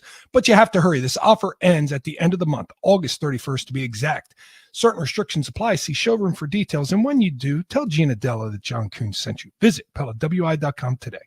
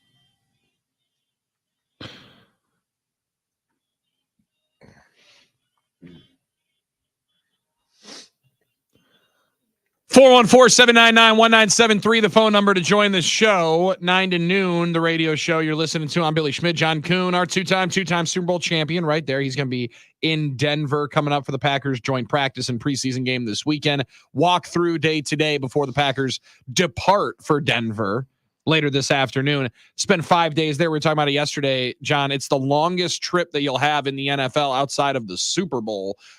There's a lot of time for bonding. There's a lot of time for all the good stuff and the camaraderie piece. But more importantly, I like the fact that the Packers are doing this and the entire squad is coming with them. Not like the Dallas Cowboys for their joint practice that sans CeeDee Lamb. If you're looking for the San Francisco 49ers, it would be without Brandon Ayuk. And if you're looking for the Cincinnati Bengals, it would be without Jamar Chase, who yesterday took a different step forward in his hold-in situation. And guys, I think this is the one that we've talked a lot about, the Ayuk deal, because it's been in the news every single day. People are hearing it on NFL Network. They're thinking he's going to go to the Patriots, going to get traded to the Steelers. Now he's going to be a Brown. Maybe he's going to be a 49er again. CeeDee Lamb's in the news just because Jerry Jones doesn't like to keep his mouth shut. And if the Dallas Cowboys are being talked about, that's the best thing for Jerry Jones. Not necessarily winning a Super Bowl, but it's being in the media and people talking about the Dallas Cowboys. That's what he cares about. Well, for the Bengals, I think they care about winning. I think they care about trying to maximize the window right now that they're in with Joe Burrow, Jamar Chase, and T. Higgins for one more year before he hits free agency. But Jamar added a little bit of a different twist where it was the first day that he did not show up to training camp practice as a hold in. Now, John, he had been out at practice similar to how Jordan Love had been during his hold in situation, right? In street clothes, standing by the wide receivers, hanging out during their individual drills, standing there watching during team.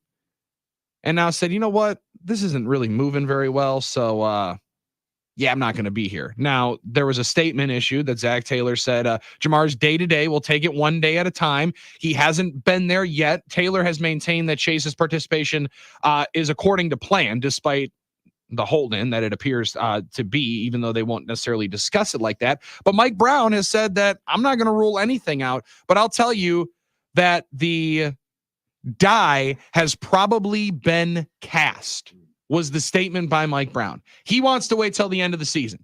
Jamar Chase wants that money before he steps on the football field in 2024. And John, there's a lot of guys that we say, what are you going to do? Sit out? Well, if Jamar Chase is any individual that would sit out, the guy that waited an entire year before he could go in the NFL draft and then was still the 5th overall pick, might be barking up the wrong tree if you dare that cat to sit out for a year.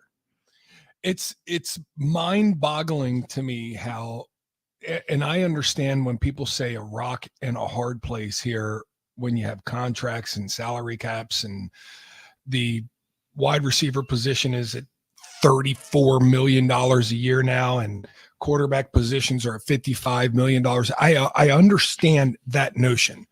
But how a team like the Bengals are stuck in a spot with Jamar Chase, which is they need him. They need him, yes, to win football games. This is no shot on Brandon Ayuk, and I understand what he does for that football team.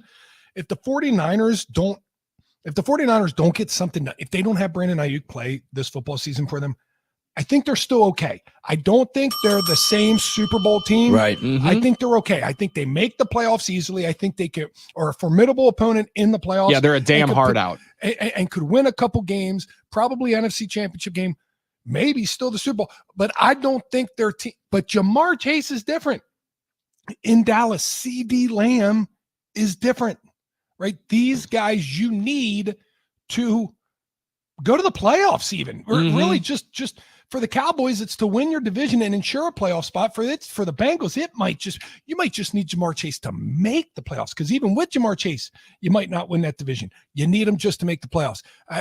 There's other guys around the league. Hassan Reddick holding out there with the Jets. I don't know how that gets bungled so bad. I mean, Joe Douglas should be ashamed of himself that he allowed that thing to go down the way that it did. I mean, to trade for a guy and then the next time he walks in the building will be the second time he walked into that building.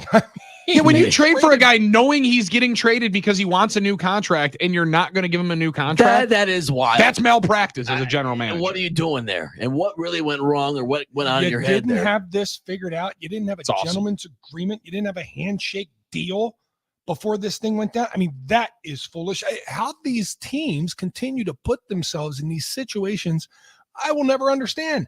I don't get it. We had a situation like this just the other year, and it was Aaron Rodgers, not attending the offseason program, basically going radio silent. But guess what? He showed up the first day of training camp, did he not? He showed up the first day, Mhm. and he showed up with a smile and a John Wick costume. I mean, it made a joke and a mockery of everything, but he was here and he was playing. How teams let it get to 2 and 3 weeks into training camp with players that they need or players that they have just recently acquired, not signed on Yeah. the team. Look at what the Patriots did. Didn't have the money to pay Matthew Judon. Move him on. Ship him out. Take a third round Trade pick. him to a team that's going to pay him Yeah. because there's no point in having these crazy holdouts here. I understand the Patriots wanting to test the water and say, hey, let's see if maybe he comes in. But then when they realized, he's massively underpaid for RTN. He only played 4 games last year because of injury, but he's massively underpaid for what type of production you get with him. We'll just trade him down there. Where did he go? Just Atlanta. trade him to the Falcons and Mhm. see, let him get paid and do everybody a good service here and get this deal done. It rarely ever happens in Green Bay where there's a contract dispute that rears its head, that Mhm. shows itself. Greg Jennings had a little bit of that situation when I was playing. But he played through a season. Yeah, we Yeah. only Before he heard went about to it Minnesota. after he signed. I mean, we waited for we Jordan heard this about it summer, in the but building. It wasn't like, Yeah. We heard about it in the building, but he got through the year before he moved on. Yeah. Right. And I just don't understand how teams and owners allow this to happen. Well, and as a Packer fan, I think we're fortunate it doesn't that often. We don't have to usually deal with it because it does affect fans. We don't like this. I mean, even if guys eventually come back out of the holdout to play, usually they get banged up or something like that happens. It's unfortunately been a pattern. And I mean, there was a lot of conversation about Jordan's contract this summer, but it wasn't really an issue, I don't think, for anybody. It wasn't really a whole. He missed a couple. At no practices. point did it get contentious. No, I mean, ever, Brian ever. Gutekunst was like, yeah, No one we had were a a little problem. bit, maybe we were caught off guard, but it was all good. We understand it. And you understand we're not going to practice till we play, get it signed. It's totally understandable. There was no problem. So you're right. I don't know. This does happen a lot. And I understand players want to secure their future. I understand teams want to do what's best for their organization. And sometimes that's the process. It gets bloody, but Out of those 3, who plays for their team first? Ayuk, Chase, CeeDee Lamb. My guess is Jamar Chase, even though Mike Brown is one of the notorious cheapest owners in all of professional sports. And he said there's 2 years left on this contract. Yeah, we'll see it after the year. I do think Chase, though, John, because of what you mentioned, he's the best player out of all those guys. And at some point, the people in that building need to know, yeah, we're not winning any games if it's not for him. We're not beating the Baltimore Ravens for the division if we don't have him. We're not beating Pittsburgh for the division without him. We're not beating Cleveland for the division without him. We're doing nothing if Chase isn't really on the field for Listen, us. I like what you say there, and I want to believe it, but I watched something go down with Carson Palmer years ago. And this was Oh, a that's a good quarterback. one. Yes. He good was one. a top Yes. 5 quarterback Yeah. at the time, too. Yep. And he said, I can't do it with this team anymore. I can't do it with this organization and this owner. I went out. I will not play. He actually said he would be done football if they didn't trade him. So they decided to trade him. I tend to think, out of these 3, they're all very high level anxiety right now. Yeah. Yeah. They're all getting real nervy. Dallas needs CeeDee Lamb just like they need, just like Cincinnati needs Jamar Chase. I would like to think Brandon Ayuk, because I think he played the field enough now where the terms are the terms, and everybody now knows there's no True. gray area. The terms are the terms. I'd like to say Brandon Ayuk, but I could see him getting traded just as easily. I'll say CeeDee Lamb. I am Yeah. too, just because I think Jerry Jones eventually is going to say, I just want our team to go out and win. He's probably eventually going to get tired of, eventually, yeah, he was going to do his thing, but he's going to pay the money or he's going to get a deal done just because he wants Well, them to in the win. He's interesting- desperate to win. No? See, I disagree. You don't think Jerry Jones is? No. What emphasis has he put on winning? I think Jerry Jones cares about I think Jerry Jones cares about getting as many wins as he can because like there's nothing else in life he can get, right? There's nothing else. Oh, there's something that he can get. Money. But he can buy it, but he can buy all that, right? Or he has the money, he can get what he wants. He gets frustrated every year they don't win a championship, so he's gonna do what it takes. He got real frustrated last year that he did absolutely nothing after they got drummed at home in the playoffs in the first round. I know that, but I think he's gonna negotiate or operate the way he thinks he should operate, but I think in the end he's just gonna.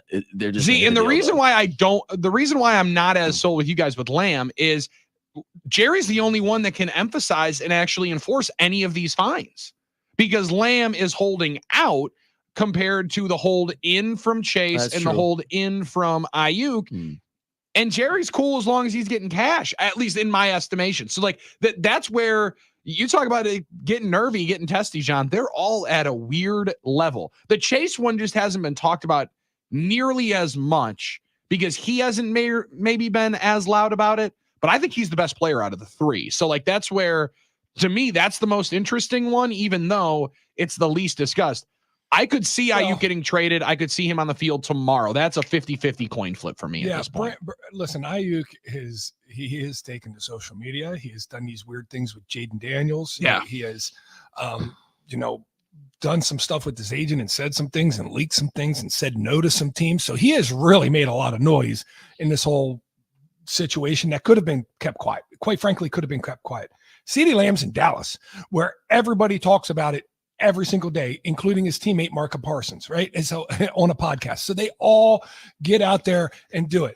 Jamar Chase is just being patient like he did with college and said, I'll be quiet and I'll stand here and I'll do whatever that I got to do in order to get, the contract deal done. And the crazy thing about it is, do you do it? If you're Cincinnati, do you do it? Mike Brown is cheap, 100% cheap. I will agree with you there. But do you do it if you're Cincinnati? Because the league might not want you to do that. You start extending guys with 2 years left on their deal, then it validates what Trent Williams is doing with 3 years left on his deal. Big time. Big time. And if you don't think that kind of messaging is a part of it, you're fooling yourself. It absolutely is. All right, 414-799-1973. Mike Heller has released a poll question that has to get addressed. You see what he did? Oh, yeah, and it will on the other side. It's 9 to noon on the Game.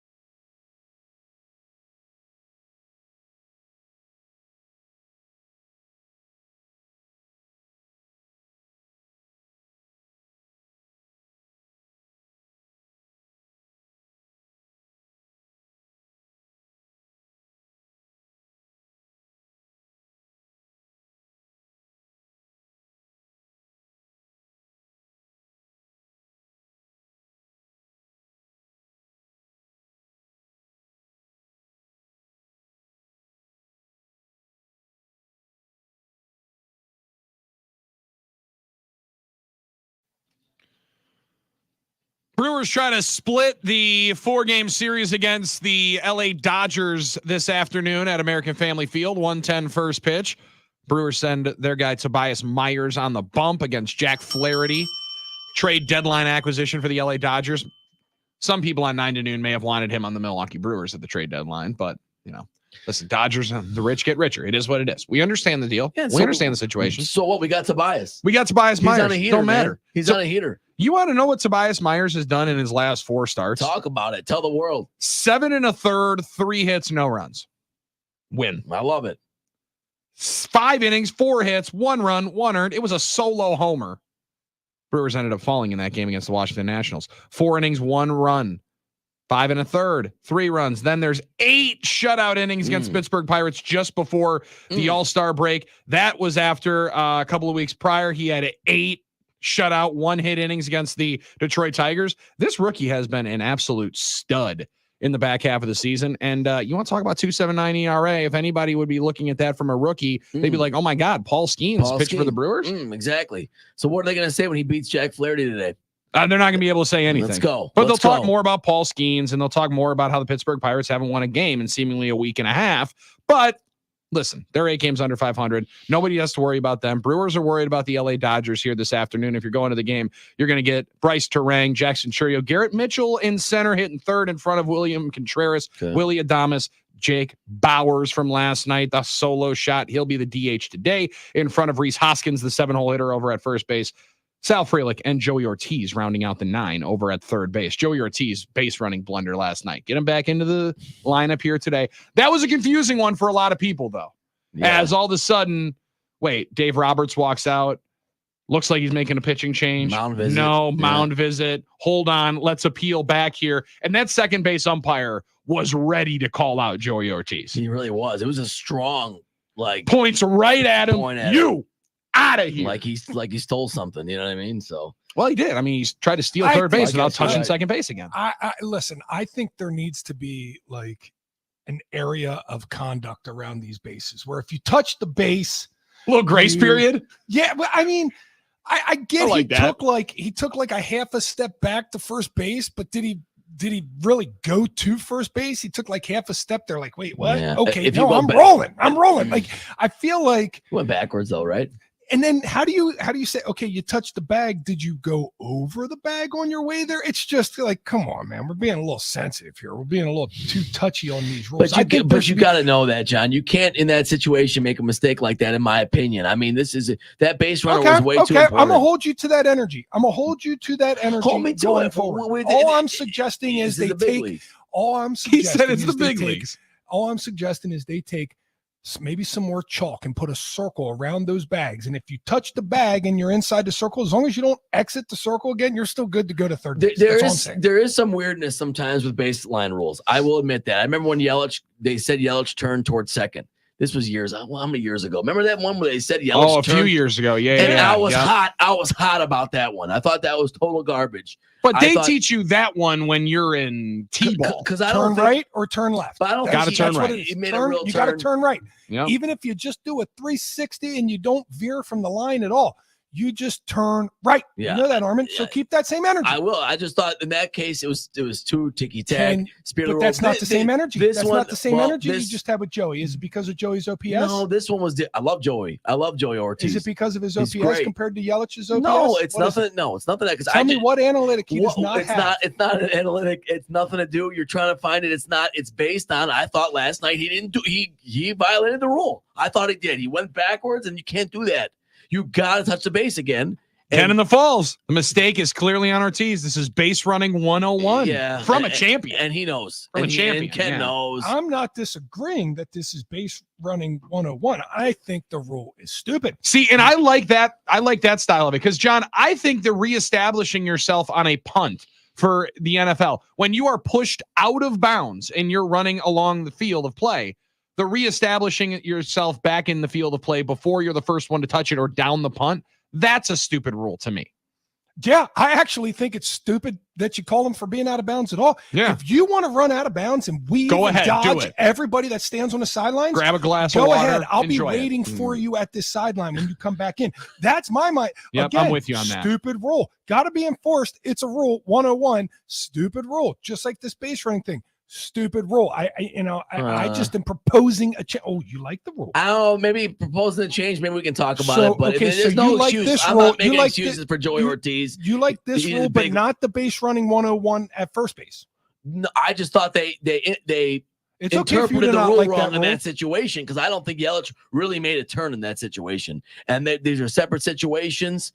And I think Joey Ortiz made the mistake, and he's got to take accountability for that. And it was on him. Now, I think he'll learn from it, and in a more important situation, he'll remember now to not make that mistake. And we'll have our base runner, and hopefully that'll be the reason we win. And Joey Ortiz has had a fantastic rookie year, John. So I'm not at any sense not liking Joey Ortiz. I love him as a player. I love him. I mean, he's been great. Yeah, we just got to make that play. In that he did go fully backwards and didn't retouch. What are you gonna do? That's I the like rule. Axon Hartford. Armin, stick to your guns. They learn this bleep in Little League. Little League, man. I mean, come on. Although I like the fact I like the dumb rule conversation because I think there are dumb rules in just about all of professional sports. I absolutely agree with that. There are some rules that don't make This sense. one might not be as dumb, but the turning left or right and showing that you're going to second base was always one that I thought was ridiculous.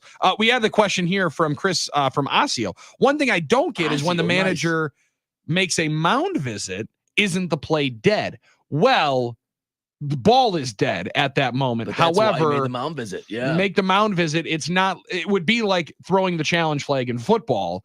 The only way that they weren't able to make the appeal is if he would have thrown a pitch. So maybe that's a loophole they have to close then. Once you make a mound visit, the play's dead. I don't know. Or do you think you're okay with that rule? Because that does seem a little loophole-ish. Oh no, I'm cool with that. I'm Yeah. cool with the manager walking out and saying, hold on. This guy bleeped up. All right. This All guy right over here messed up. So what we're going to do, like setting up the hidden ball trick. Yeah, how often does that happen, the hidden ball trick? You haven't watched the Savannah Bananas. That's They not pull it real off almost baseball. once a game, John. I don't get how Literally those guys every don't game. get it. You would think one team would just come out here and Film say, study. okay, we're not even taking leads in this game. No, not doing We're it. just gonna Softball stand on the style. bases because all they're going to do is try and get you on the hidden ball trick, and that's the one thing we're not going to let. They can beat us in the ball game. They're not beating Savannah us on the hidden Bananas. ball trick. No, it's like when whenever you go and watch the Globetrotters, how has no one stopped that weave? No one knows. You how why to they're does do going to it. everybody- pass it again. And why Go, does step everybody in there still and think intercept he's- the pass. You don't Why know does the everybody confetti? still think he's going to throw a bucket of water on you? Like, you didn't figure this out yet. He's It's not crazy, throwing dude. a bucket of water on the fans. Oh, come on. Right. I know. Get me every time. Every That's fun. dang time. Every 414-799-1973. Why didn't the mailman Jeff? By the way, how about we got a text from Why a guy in didn't the Osseo? mailman? What are you going? No, I was just I didn't want to Is forget. this a knock? Chris Where are was we in going? Osseo. I've been to Osseo. That's awesome. Osseo, man. It's up in the northwest part of the state, Yeah. kind of by Yeah. Trempealeau County, a little bit near. Mailman Jeff, why didn't the umpires call interference at home plate in the first inning? That was a blatant violation of the rule blocking home plate. I thought they might, but I said to myself, well, they're not calling it, so it must not have been interference. Like I just assumed I was wrong, but I thought he kind of blocked the plate a little bit. So tough Yeah, one. maybe. Just keep that same energy, though. That's I all I'm like asking. that. Yes. I will keep the same energy, John, on having to touch the base. Is that what you're you're upset about? That I'm saying the guy should have touched the base? Yes, I'll keep that energy. Okay. Curtin Wausau saying, but the mound visit gave them extra time to look at the replay. You could see Roberts kept looking back into the dugout. That was Bush League. That's a loophole, right? A little bit of a loophole. The other part of the interesting part of it, you notice who's the one calling it out? Clayton Kershaw sitting top step of the dugout with the iPad. He's like, hold on, buddy. Hold on, buddy. Guy's a veteran, you know. Hall of Famer right there. All right, 414-799-1973. Hour 3, best one of the day, because it features the Coons Can't Miss it, and features you winning cold, hard cash. Today, we spice it up, though. In 25 minutes, we'll talk to Matt LePay about the Wisconsin Badgers and their starting quarterback named by Phil Longo. And what can we expect from Bucky in 2024? We'll discuss it all in hour 3, 9 to noon, right after this.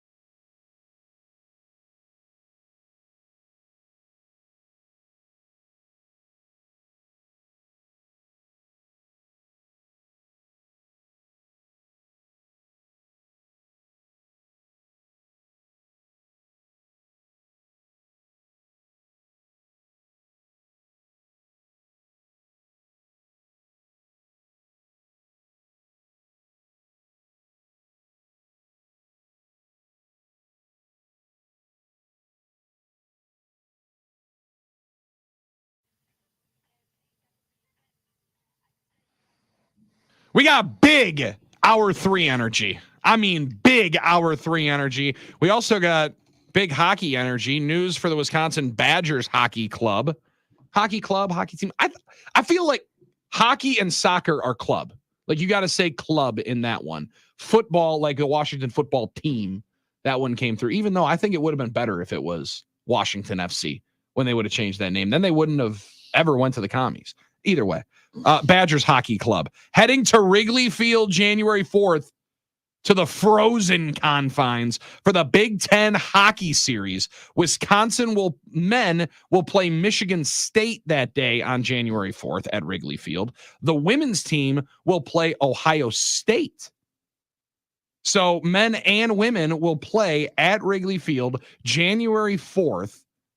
Big day. I imagine that will have massive numbers and massive people heading down to the home of the Chicago Cubs. Games are set for 4:30 and 8 p.m. Outdoor hockey is an electric factory. The the UW women's team taking on Ohio State, a rematch of the 2023 and 2024 NCAA championship game. That is going to be fun, man. That is really, really cool stuff for them to be playing outdoors at Wrigley Field. That's one time that I'd actually enjoy going to Wrigley Field outside of like game 163 or, any moment. Yeah. Or any time when the Brewers go and just beat them down. I've been to Wrigley Field. Oh, okay. So you have 2 times. So yep. I understand you saying you don't need to do. I need to do Wrigley Field, and I know that probably you pains. should. That probably pains Should. Armin Yep. to hear me say that, but I have to do it. Well, It's it like doesn't pain me, I mean, I don't hate on fans around the league or Lambeau, that want to come to Lambeau. Not at all. I got to go see Wrigley. Oh, Field. Yes, you do. It doesn't pain Still have me. not done that. It's a historic state. I totally get it. I'll be honest. I think this show needs to do Wrigley Field. Like we should all go to a game together.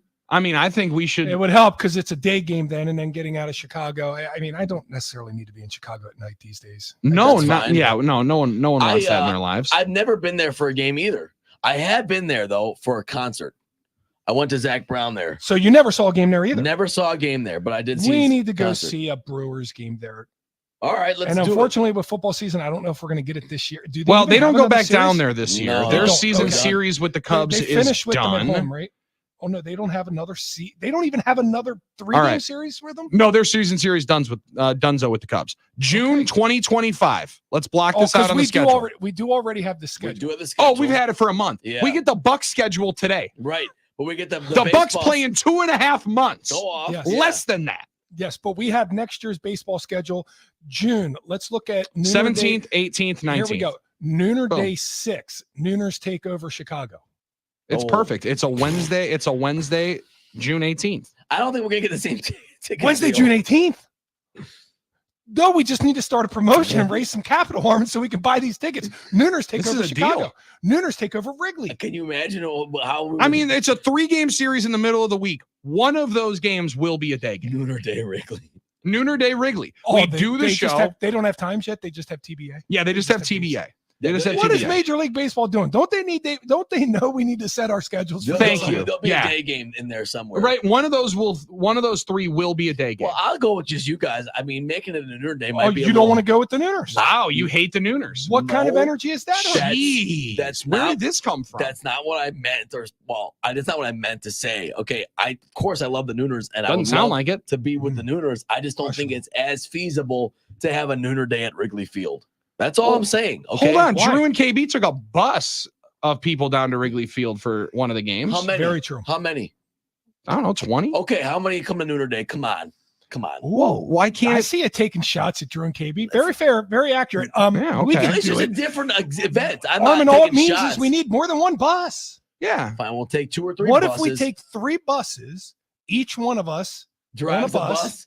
Oh. No, each one of us on a different no bus. one's driving the bus. Yeah, I would yeah. do that. That's a great I idea. love that. You got a Kuhn bus, a Schmidt bus, and a Sarian And you bus. pick your bus. And you pick And your you bus. Pick your bus. Hey, Mike, there's your next poll. There's your next ball. What bus will you get on for Nooner Day 6? Nooners take over Wrigley. Now, Mike Heller is verified on X, so he could adjust today's staff poll question, which is which 9 to noon host do you like the most? yeah. Poll created listening to the radio show as he does every day. Because we were talking. Because we were earlier. talking about it. Like Yeah. that would be that's what Mike Heller wants to ask. Doesn't matter. He should just change it to whose bus are you going to be on for next year's Nooner Day to Wrigley Field? Well, that would be pretty good. We just thought of it right now. Right now, it That sounds is like pretty mine good. would be dead last. We might be half full. Armin Sarian leading the race, 42% of the precinct reporting. Sure, that's nice of all of you, but it's not really a fair. John poll. Kuhn, neck and neck. I mean, real close. So you better watch out, Noah Lyles. You might get passed up here. 38.5%. I'm way back in the end with the Australian breakdancer at 19.7%. See, that's not right. That's not right. That's not right. We should all have an even. No, Armin, she let wouldn't it have go. any, that's Then true. let it go. Let it go. You're These winning. polls- yeah. I don't let feel it right go. about that. And here's the other thing about All it. right, give your votes to Billy then. We all. I'll vote for Billy. Let me get into the lead by you giving votes to Billy. My dad would probably. Start donating some My dad. votes. Go ahead.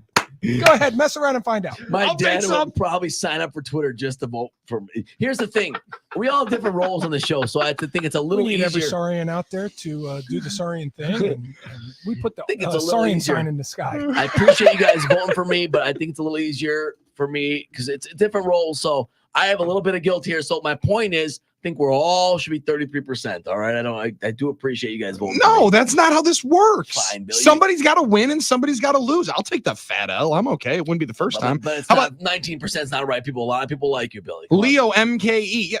I don't know. Listen, 1 in Armin, 5 what? like me. That's it. That sounds like a win. That's higher than my approval rating would have been if I would enter the election in the next cycle. Right. No, that is. I mean, that's a good point. Yeah. That's a So good point. I'm taking that as a win. How about this We one? don't think the Nooners are going to carry one of us to some sort of political seat.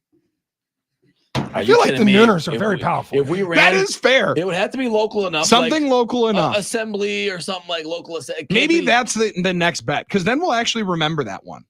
Right? Next time we actually do a show bet, County sheriff. loser has to run for political office. If you ran for county sheriff, John, I don't know if you're all available, you're not a policeman, Maybe. but No, I mean, what You- I was you- thinking like alderman. Or you would something, but- you would win an election in Green Bay or De Pere or something like that. Schwabenon, you I would don't know, man. People, hey, run for Alloway County treasurer or something like that. they love their Not old good at math. Packers. They love 9 to noon. Yes. I don't know if it's Okay. good enough to get me into a Could cabinet Jordan, seat. could Jordan We'll Love, see. could Jordan Love win governor right now? I'm not losing the bet. Armin's going to be the one running for treasurer of Greenfield. I can't wait. What's the why? And that's tough because he might win that lineage right there. I don't You got want bloodlines in the Greenfield political office. Yeah, Some people my would be mom's- streaming yeah. about nepotism at that point. They though. would, but a treasurer. It sounds like a lot of work, to be honest with you, and I don't want to have to do any real work.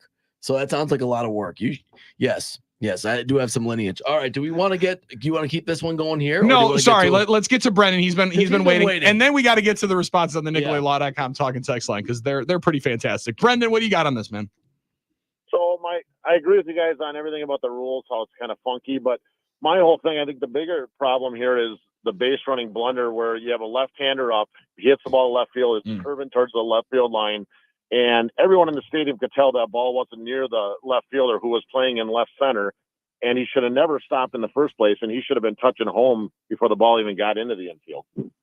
I was a little surprised he Sure. wasn't rounding as well when I saw Brad Lane throw up the stop sign. The stop sign? I- Well, I- and Eddie Cedar said they're just suggestions. Yeah, I guess I would agree with Brendan on this one. He should have been better in that moment. He must have put his head down.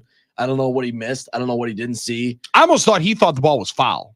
Yeah, but if it's foul, there's no reason to stop either. 100%. I mean, you're no, not, I'm obviously you not will. exonerating him. You Yeah, will. You will absolutely. stop. It's on a mistake. Eventually, you will stop on a foul ball. You're not just going to keep running around when the plays. Well, are You over. Forrest Gump the hell out of that thing. You go the whole way around. Yeah. You touch home all the way to the dugout. Just Go in to, case. in fact, just go to the showers. Just take yourself a shower. I see. You say no. You say you stop on a foul ball. Thanks for the call, Brendan. Carlos Gomez didn't. That's true. Carlos Gomez hit a foul ball, ran all the way around the bases, thought it was a home run, then had to pick his bat up, and then said, "I'm too tired to swing." Took strike 3 on the next pitch. Yeah, I mean, you're right. like it could absolutely happen. Watch here. it, dude. He did. Can't even swing Listen, the anymore. whole I am play. so gassed. The whole play was weird last night. It was a mistake by Ortiz. He's a rookie. Yeah, it's a mistake. The No doubt Brewers about it. won anyway. Let's just be glad he can learn his lesson now. Oh, We don't now win. the energy may have changed a little bit here. Well, I'm running for office, John, so I gotta be careful. Wow, you're already admitting that you're going to lose the bet you He's gonna haven't lose made that yet. bet. Yeah. My That's fellow awesome. Wisconsinites. Treasurer of Greenfield, Armin Sarian. We all need to show up at the polls for him, please. Please. What's Show the up what's at the That is awesome. weirdest treasurer? what's the weirdest thing that's elected? There's some Wait weird until you elected see- positions. Wait until you Yeah. see the money that gets spent with these. Oh, government I didn't jobs. want to do it. I would never get You're in gonna be treasurer. politics. You're gonna know all the dark, dirty. You're gonna have money everything. going secrets. You're gonna be floored. I'd be And doing. then you're gonna get a moral compass all of a sudden. And then you're gonna start running for bigger positions. Yeah, this is gonna take off. Your political career is gonna be Not amazing. interested. Probably because I'm not interested at all. That's the thing I'd be good at because I'm not interested at all. I do not want to be You're involved. not interested or interesting. But probably both. But my point is, if you know that if you ever see me running for office, just know I couldn't get any other job in life. I Just couldn't know get any your other life's job. gone horribly wrong. I'd rather work at Dick's Sporting Goods than do that, man. Wow, And what a that's- shot at Dick's Sporting No, my Goods. point is, I would love to do that. I'm amazed he didn't say Wait, would have been a what- truck driver, John. my point I is, I'll know. take any. Wow. All right. the Nooners listening from Dick's right now. I'm No. sorry for Armin. Sorry, and we apologize for the shot I meant- stray that you just took. I meant I'd be much happier to do that, and maybe some because like you get the shoe discount. Yeah, but get all that's kinds not, of but you're discounts. using the analogy wrong. You say something that you would rather not do, Fine, you're but right. do it more All right. than this. I'd rather That's clean why it out. was a shot. I'd rather clean out sewers.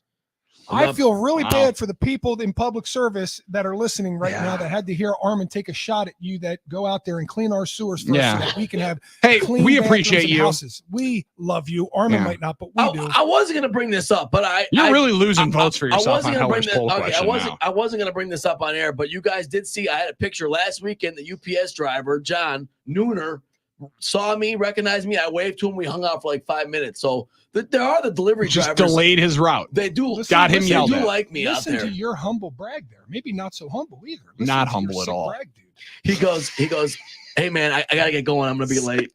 Like if you have any UPS deliveries on Saturday, I think it was Saturday or Sunday, and they were 5 minutes late, it's because of me. I apologize to everyone in the south part of Milwaukee County. I'm the reason your UPS delivery came late. So sorry about that, guys. I was chopping it up with John, but John is one of the great nooners in driving UPS trucks out there. So just shout out to him. So I love the fact that people are all in on the Wrigley Nooner Day. Wrigley takeover behind the home dugout. Let's do it. Hop on the bus. Is Armin calling the Nooners cheap? That why we can't go to Wrigley? 262 said Nooner Day at Wrigley. I'm in. I'll buy 4 extras just so you guys can give them away for the party. Now this is what I'm talking about. Scooby and Smurf are already in. Nooner Day at Wrigley. Take the buses down. Menominee Falls Steve said, Wrigley, you have to go. But a Friday game at 1 p.m. in Wrigley. The Friday day game is always the best way to do it. Nothing like a Friday day game does not happen anywhere else on a Friday. That is true. That is a Wrigley thing. It's also because of city ordinances that they have to do that. Don in Caledonia, yes, plan it for next year so I can schedule that week so I can make sure that I'm off. Now, how about this? We're giving people plenty of time for PTO, so that cannot be it. That cannot be an argument This next is year. 11 months. But just This is think, 11 I mean, months you have. we got to make 10 sure. months. Well, we got to make sure everyone gets the T-shirt. I mean, we got to make sure everyone gets everything. That's true. Yes, might be a little bit different there. Leo said Zabe getting listeners to Jamaica, and Armin doesn't think we can get to Chicago. I think we can do it. It's not that the spirit of both trips are a little different. The spirit of Nooner Day it's very accessible. It's not about you have to spend all kinds of money, but You're like Sue from Milwaukee. She said, "Stick with AmFam. Wrigley's a pit. I love Nooner Day. Don't ruin it." all right, should we get Tim and Fredonia? He wanted to Sure, comment grab Tim about and Fredonia. the in here. possibility Yes. of a Wrigley Nooner Day. Go Tim, ahead, what do you got on this, man? Gentlemen, I'm with Armin. I heard a little bit of it. It's too much logistically because we're caterers. And what if it rains? What if it? Start Yep. pissing out? Then what happens? Because Chicago's a crap hole. Then what do we do when it rains? You're going to go out on the street on Waveland Avenue and sit there and drink beers in the rain? What are you going to do? He sounds So, pretty That fun. sounds like a decent time. Get that. Have it at AmFam at the guys where we had it last year at the shelters was awesome. Mhm. Leave it there, man. Let's not ruin a good thing. Who cares about Wrigley? It smells like piss in the bathrooms anyway. All right, Why you don't good go down point. there? Good There we point, go. Tim. Appreciate it, Tim. Yeah. And I like that. Don't all bathrooms smell like pee?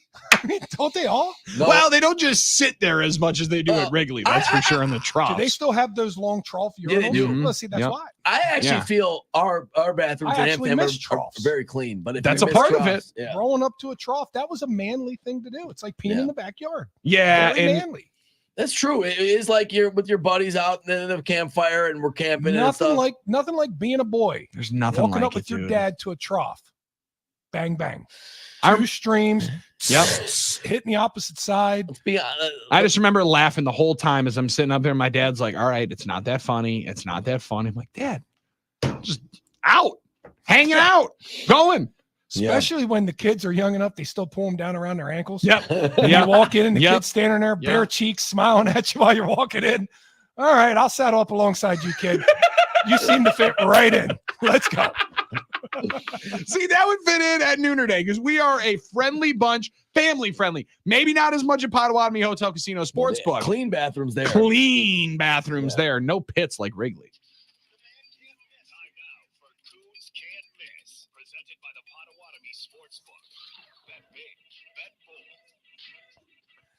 Clean bathrooms, clean bars, clean seats, clean everything. Soda Everything is clean. dispensers. It's Yeah. just fantastic.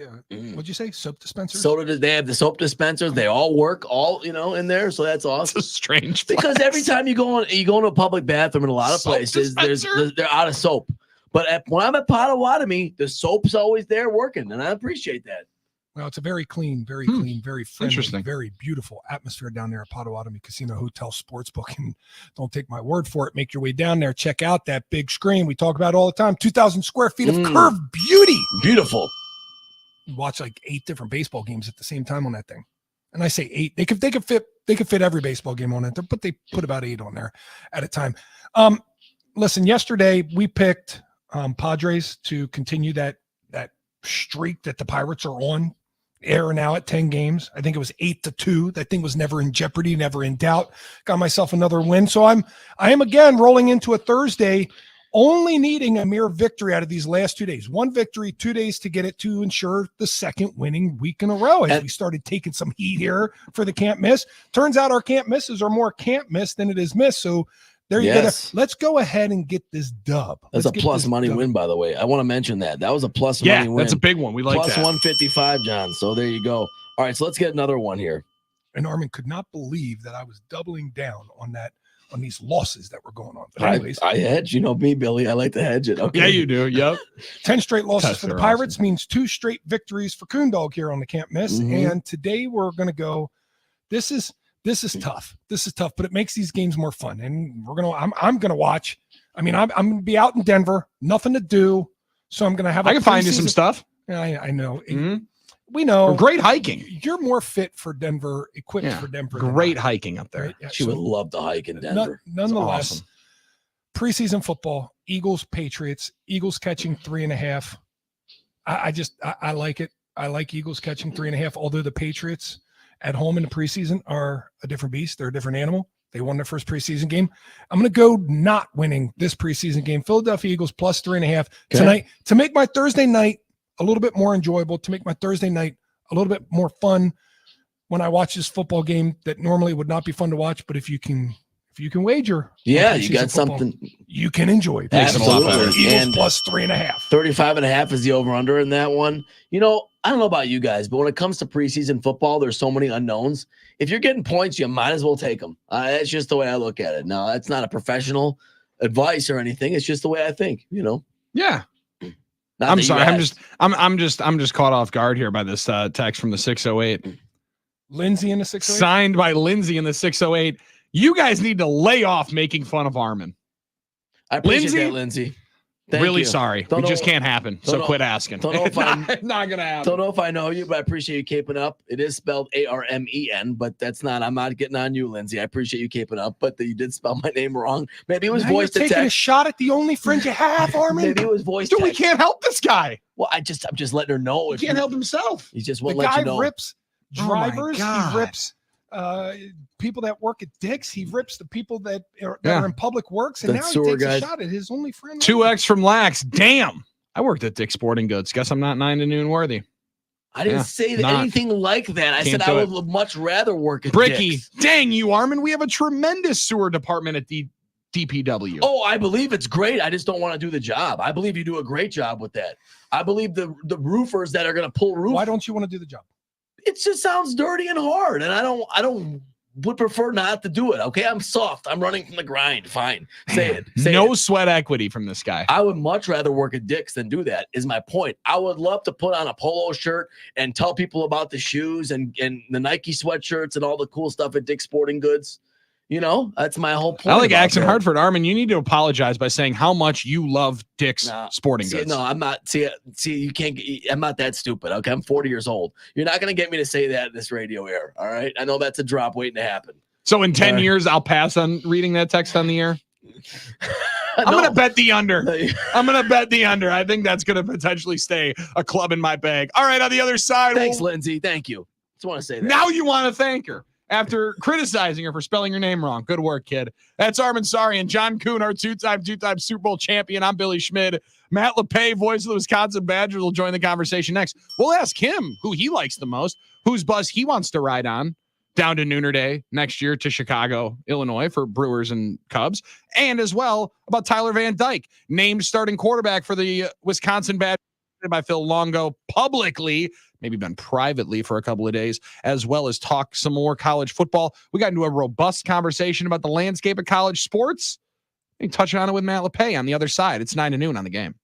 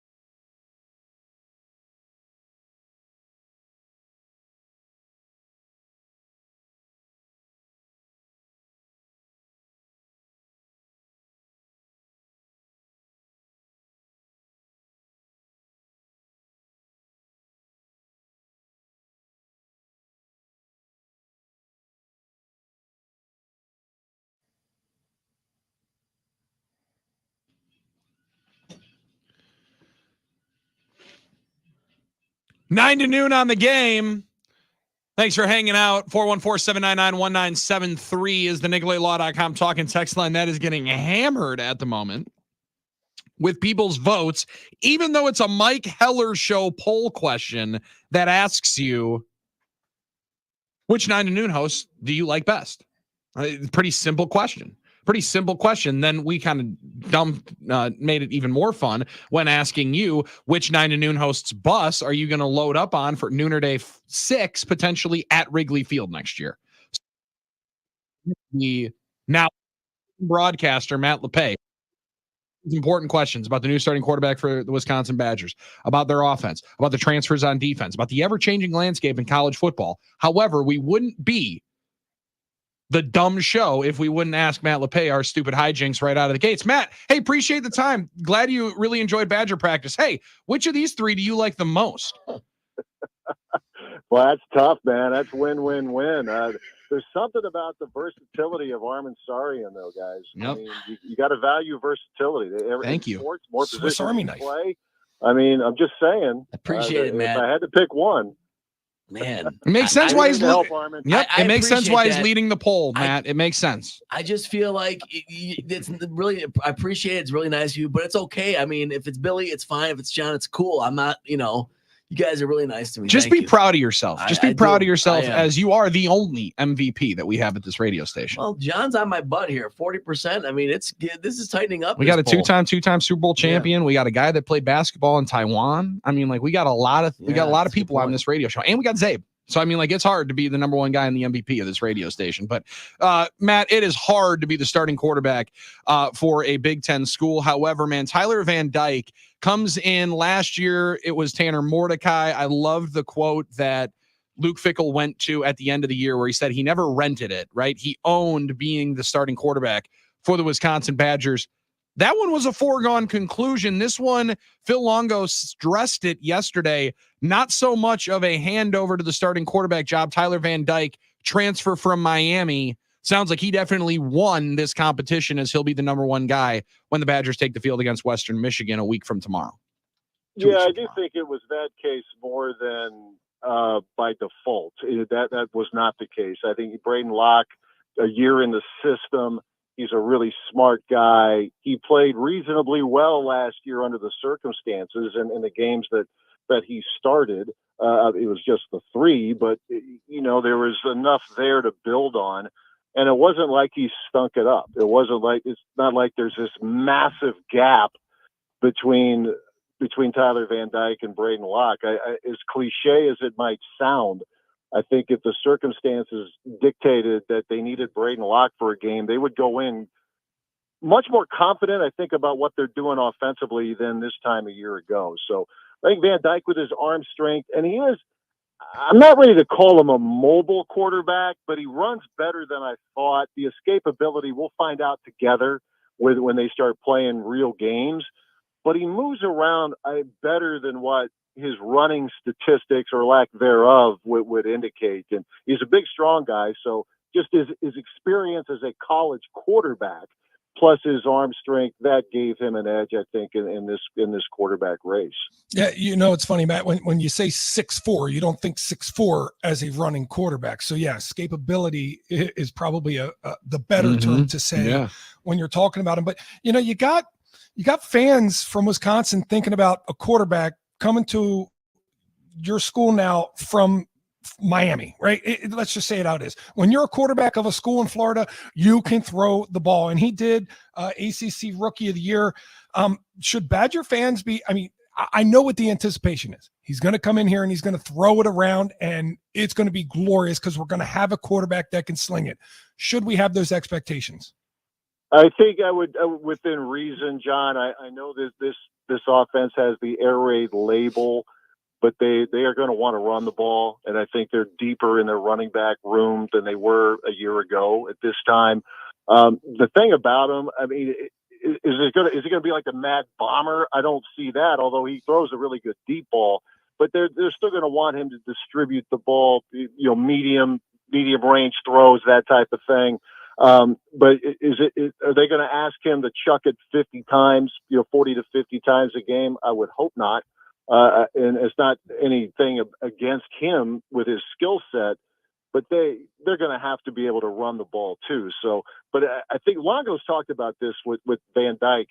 He's a guy who can, fit it into tighter windows because of the arm strength. He can get out of his hands a little later and get the ball where it's supposed to go because of his arm strength. So I don't want to oversell this, but you watch him throughout the course of fall camp and even in spring ball as he got into a rhythm. There's a confidence about him that is hard not to notice. I mean, he's just, I think because he's gone through so much at Miami, all those experiences, both good and bad, can only help him moving forward this year. Matt, we found ourselves watching Ron Dane Wisconsin highlights this morning, which is a fun thing to do. I know a lot of Badger fans will do that. YouTube is a beautiful thing to be able to just find 15-minute cut-ups. That is obviously different. However, you mentioned that they're going to have to run the football and they're deeper in that room. Now, there's no 265-pound guys that are steamrolling, running power 35 times in there. But who else outside of Chez Mellusi could add that? I know we were talking about Tyree Walker. I would like to be partial as the Milwaukee kid to figure out if the Milwaukee King product, Nate White's going to be able to factor in there. But you said that it feels deeper. Is it more experienced or just a lot of guys that were in the room for a full year and into the offense and understanding what they're getting into? Well, yeah, with Nate White, Billy, they moved him to receiver during camp, and that's Come on now. Uphill. Now, he missed a little time during camp as well, but that's uphill because I think they've got a pretty good set of receivers there. Probably, the college version of the Packers, maybe. Is there a number one? Fickle hasn't been asked to vomit over that question with Wisconsin's receivers, but it's a pretty good group. They've got a pretty deep group there, I think, so it would be tough. It's going to be a tough climb for Nate, but they have moved him out there. But to your question with Walker and Mellusi, that's a pretty good punch right there, pretty good combination. Couple of freshmen, Darian Dupree and Dylan Jones, have been really impressive in camp. And then you've got guys who we saw last year a little bit in Cade Yakimelli and Jackson Aker. Aker had a nice bowl game against LSU, and there's a versatility with him that I think has a lot of value. So he's a running back, but he's a big one. He can block, he can do a lot of different things. He can catch the ball coming out of the backfield. So that's where I think they're deeper. Where last year, when they lost Mellusi in game 4, and then later when Braylon Allen had to miss time, there just wasn't much in the way of experience with Yakimelli and Aker. Now they have some more experience. And then those two freshman running backs, and there was Gideon Atuka too, who was with these guys in the spring. But Dupree he can do some things. He's decisive. He can make you miss. Dylan Jones may be the more powerful of the two, but they're both pretty good. And I would think we will both see them as this season moves along. All right, take us to the defensive side here, Matt. What can we expect here with the Badgers in 2024? Getting after it now, Luke Fickell, second year, getting to implement what he does. What can we expect out of that side of the ball? I think that the expectations are that they can put more pressure on opposing quarterbacks than they did a year ago because we talk about depth. They've got some pretty good depth at linebacker. Jake Chaney, who's been around, Jaheim Thomas, who's a transfer, Sebastian Cheeks, who's a transfer from North Carolina. I mean, I could keep going. I could rattle off a bunch of names, but they've got a lot of really long, athletic guys who run well, and they mix things up defensively, where they've given this offense some trouble at times throughout the course of training camp. I feel like, or they feel like, they're deeper on the defensive line, which was an area that they really wanted to hit going into training camp. The question is, are they going to be able to hold up against the run? That's a question that we're all eager to see the answer to, but I think they feel better about their chances of doing that. One of the big things they want to do, and what defense doesn't, they want to create more turnovers. It was a low turnover count created by the defense a season ago. They think they've got the guys to be able to do it. Now it's just a matter of being able to make that become a reality in the season. Hunter Wohler, we know about him. Ricardo Hallman had 7 interceptions last year. They know about him, but again, they just think they've got a better group of players, not just the starting 11, but maybe the 22 or so who will play that can create more turnovers than a year ago. Something that was really missing from the defense last season. Yeah, big time. And being able to get that timely turnover and takeaway is a big part of it. Matt, final thing for me, we got into a really fun conversation yesterday with Mike Heller during the crossover. Mike Heller, award-winning radio show host, it brings a good conversation like this to the airwaves of the transparency that could be coming to college athletics. Transparent or not, there's obviously dollars and cents being spent by this Badger team. I know fans like hearing that, right? Like when you see different transfers enter the fold. You mentioned Sebastian Cheeks, not Cheeks, by the way. John Pius from William and Mary. If you've been playing college football 25, you're using 0 off the edge and getting some sacks. So there's people that are now starting to be a little more familiar with some of these people, but you getting to witness how year 2 went for Fickell in the recruiting standards. They're doing amazing work in the 25 class. He was honest and said he still wants to be building through high school players, but in this ever-changing landscape, how realistic is that? And how did you see them blend those two so far just in the first full offseason he's had?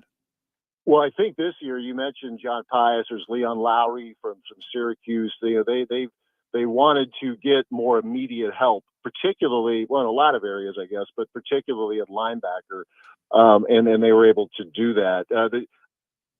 It's a big question, Billy, with the transparency with NIL and what these guys make. Next year at this time, schools will be able to directly compensate these athletes. Everything now is through a third party. There will be a limit to that per school. They're talking about up to $20 to $22 million per department, athletic department. Now, how much of that goes to football? All of that still has to be sorted out. It's going to be a good chunk of change. Obviously, that'll go to football, but there will still be a need for NIL. So it's never going to be fully transparent unless the player or the agent just comes out and says, "Hey, my guy is making X amount of money." Mm-hmm. I think the thing now, I mean, there's so many things involved with recruiting. There's the brand. Mike has talked about, Heller's talked about geography, and that could be part of it. But the brand, like Wisconsin, is always going to be a tough battle when you're up against the Ohio States, the Michigans, now USC, and then all the blue bloods that we talk about. And then there's the dollars. There's a transactional component to it, which is more out in the open than it used to be, right? Mm-hmm. I mean, we talk about guys getting paid before, tax-free, under the table, just don't get caught. But now you can do this over the table. So it's always going to be uphill for Wisconsin. But I guess the more you think about it, is it that much more different than what it's always been? It's always been the blue bloods are always going to have an advantage. And now they may because of how donors feel about it. There's institutional missions and there's all that stuff. But will donors, at certain schools, they're probably going to be more likely to, how much you need for the edge rusher? You got it. Mm-hmm. Some schools are going to be more willing than others. And Wisconsin might be more in the middle when it comes to that. But it's going to be fascinating to watch. But we're never going to have, I don't think, full transparency to what these guys are making. In some isolated cases, you will. But are you going to know what the left tackle's making every year? Are you going to know what the number 2 running back? You may know what the quarterback makes, but across the board, it's still going to be it's still going to be considerably different from what we know of NFL salaries. Oh, 100%. And I think my favorite part of the change is going to be those $1,000 handshakes. Like Charles Barkley said, he was getting the wrong ones. He said every time I came out after I talked to the media, I was only seeing the guys that had $20 in their hands. I'm interested to see, Matt, how soon those donors' dollars dry up. Because at some point, I'm only going to write so many checks. Am I going to write this many for an edge rusher? You guys need that addition to the library, right? That's going to be my favorite part, to be able to witness it. Man, we really appreciate you hanging out with us here today. We're going to chop it up before Badger games all year long. Matt, really appreciate it. Thanks for the time. We'll talk.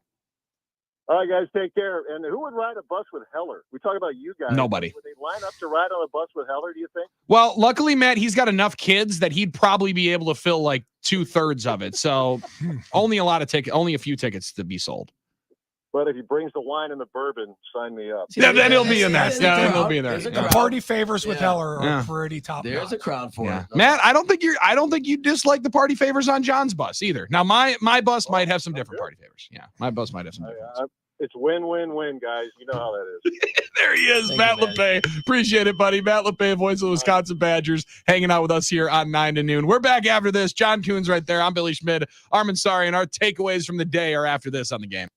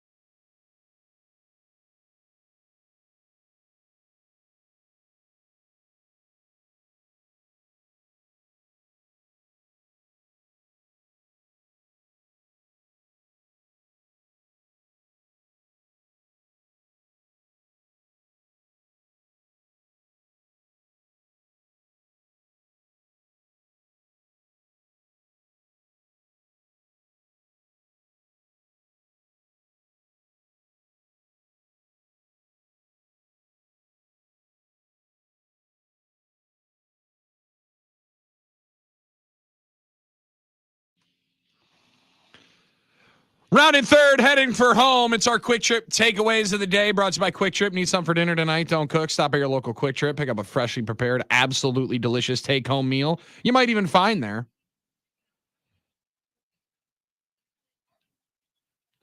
Or you will find a box of Glazers like Armin Sarian did earlier on today when he went and picked up his Cafe Karuba coffee in the 20-ounce 20-ounce Packers cup. Because why are you doing it if you're not getting the Packers cup? I get the 20-ounce because that's the Packers cup. You can't get the Packers cup in all sizes. That's what I'm talking it's about. It's an easy decision for me. I want my Packers cup. I'm sorry, I do. I mean, all Karuba coffee. What do you do with them?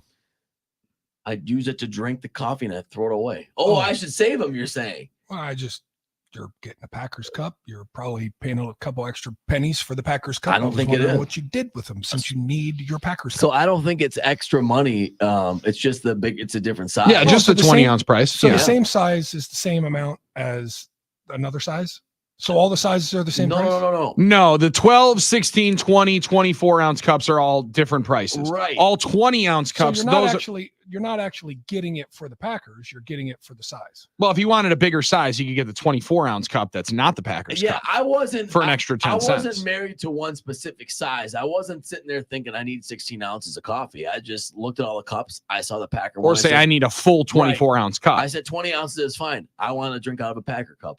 That's the way I felt about it. I like guess that. I'm just Dedicated fan. Maybe I'm just a better fan than some others. It's a joke. I'm not because I drink. And by the way, thanks to my Quick Trip Rewards app, I'm 13 away from a free coffee. Look at you. 13 away. Yeah. It sounds like you're telling Quick Trip they should be putting Packers cups in the 24 ounce. I 'cause thought- they'd get you to spend more money. I thought they probably would actually. To be honest with you, they probably would. But I did enjoy my trip. It's a great thing. I You wonder drink if that's coffee, it's delicious. crowdsourced as to why they made it in the 20-ounce cup, John. Right? Like if that's the one that they sell the most of, where they're like, listen, then we think the most people would want a Packers cup. Or if 16-ounce was the one that most people were buying, and then they're like, you know what? I will go up an extra 20 cents Right. if I get to drink out of a Packers cup. That's fascinating. We got to get a Quick Trip executive on to discuss that. It is the official Or coffee of the Packers according to the cup. Yeah, So or not. Or we'll just talk about it. Yeah. us going to Chicago. Like JR in the hub said, I took my dad to Wrigley for Father's Day one year. Both of us sat down 25 rows behind home plate. Beautiful seats. Sit next to a couple. I say, hey, I'm sorry you got stuck next to the one Brewer fan down here. She didn't respond. Then turned to her boyfriend and said, right bleeping next to me. I couldn't believe it. Prince hit 2 homers that day. We won, and I let her hear about it. I'll never go to that junkyard of a stadium again. I hope that we can peeve off that many Cubs fans when we bring all the Nooners down to Wrigley Field next year for Nooner Day. Wouldn't that 6. be pretty wild if we actually were able to do that, man? And I don't like that you're putting limits on us. Oh, no, I I'm think not that saying that. you're marginalizing the opportunity. No, I'm not marginalizing. I'm just It's being quite realistic. disrespectful of you to say that, but you know it is what it is. Speaking of being disrespectful, John, it's not the only thing that he's done I just before. want to one more time say how much I appreciate everyone working in wastewater, sewer, Yep. Dick's Sporting Goods, Dick's Sporting Goods, and truckers. and delivery drivers. Thanks, guys. Appreciate all the work you do out there. Attaboy. That's Armin Sarian. John Kuhn, did you? I don't think you've pissed off anybody today. Any large groups of people to say apologies to before we sign off. I probably did. I think you'll be okay. I think you're though. good. I John. think Fly No, I safe mean to you Denver, actually John. almost got that guy more money from the caddies way back when in the first hour. So good, Oh, yeah. good on Yeah, you. That was good. Let's go. Round of applause for John Kuhn. Fly safe to the Rocky Mountains. Yes, enjoy the mile. Get high, city. We'll talk to you tomorrow from Denver on 9 to noon with Kuhn, Billy, and Armin as the Packers will enjoy their joint practices in Denver. Mike Heller Show's next.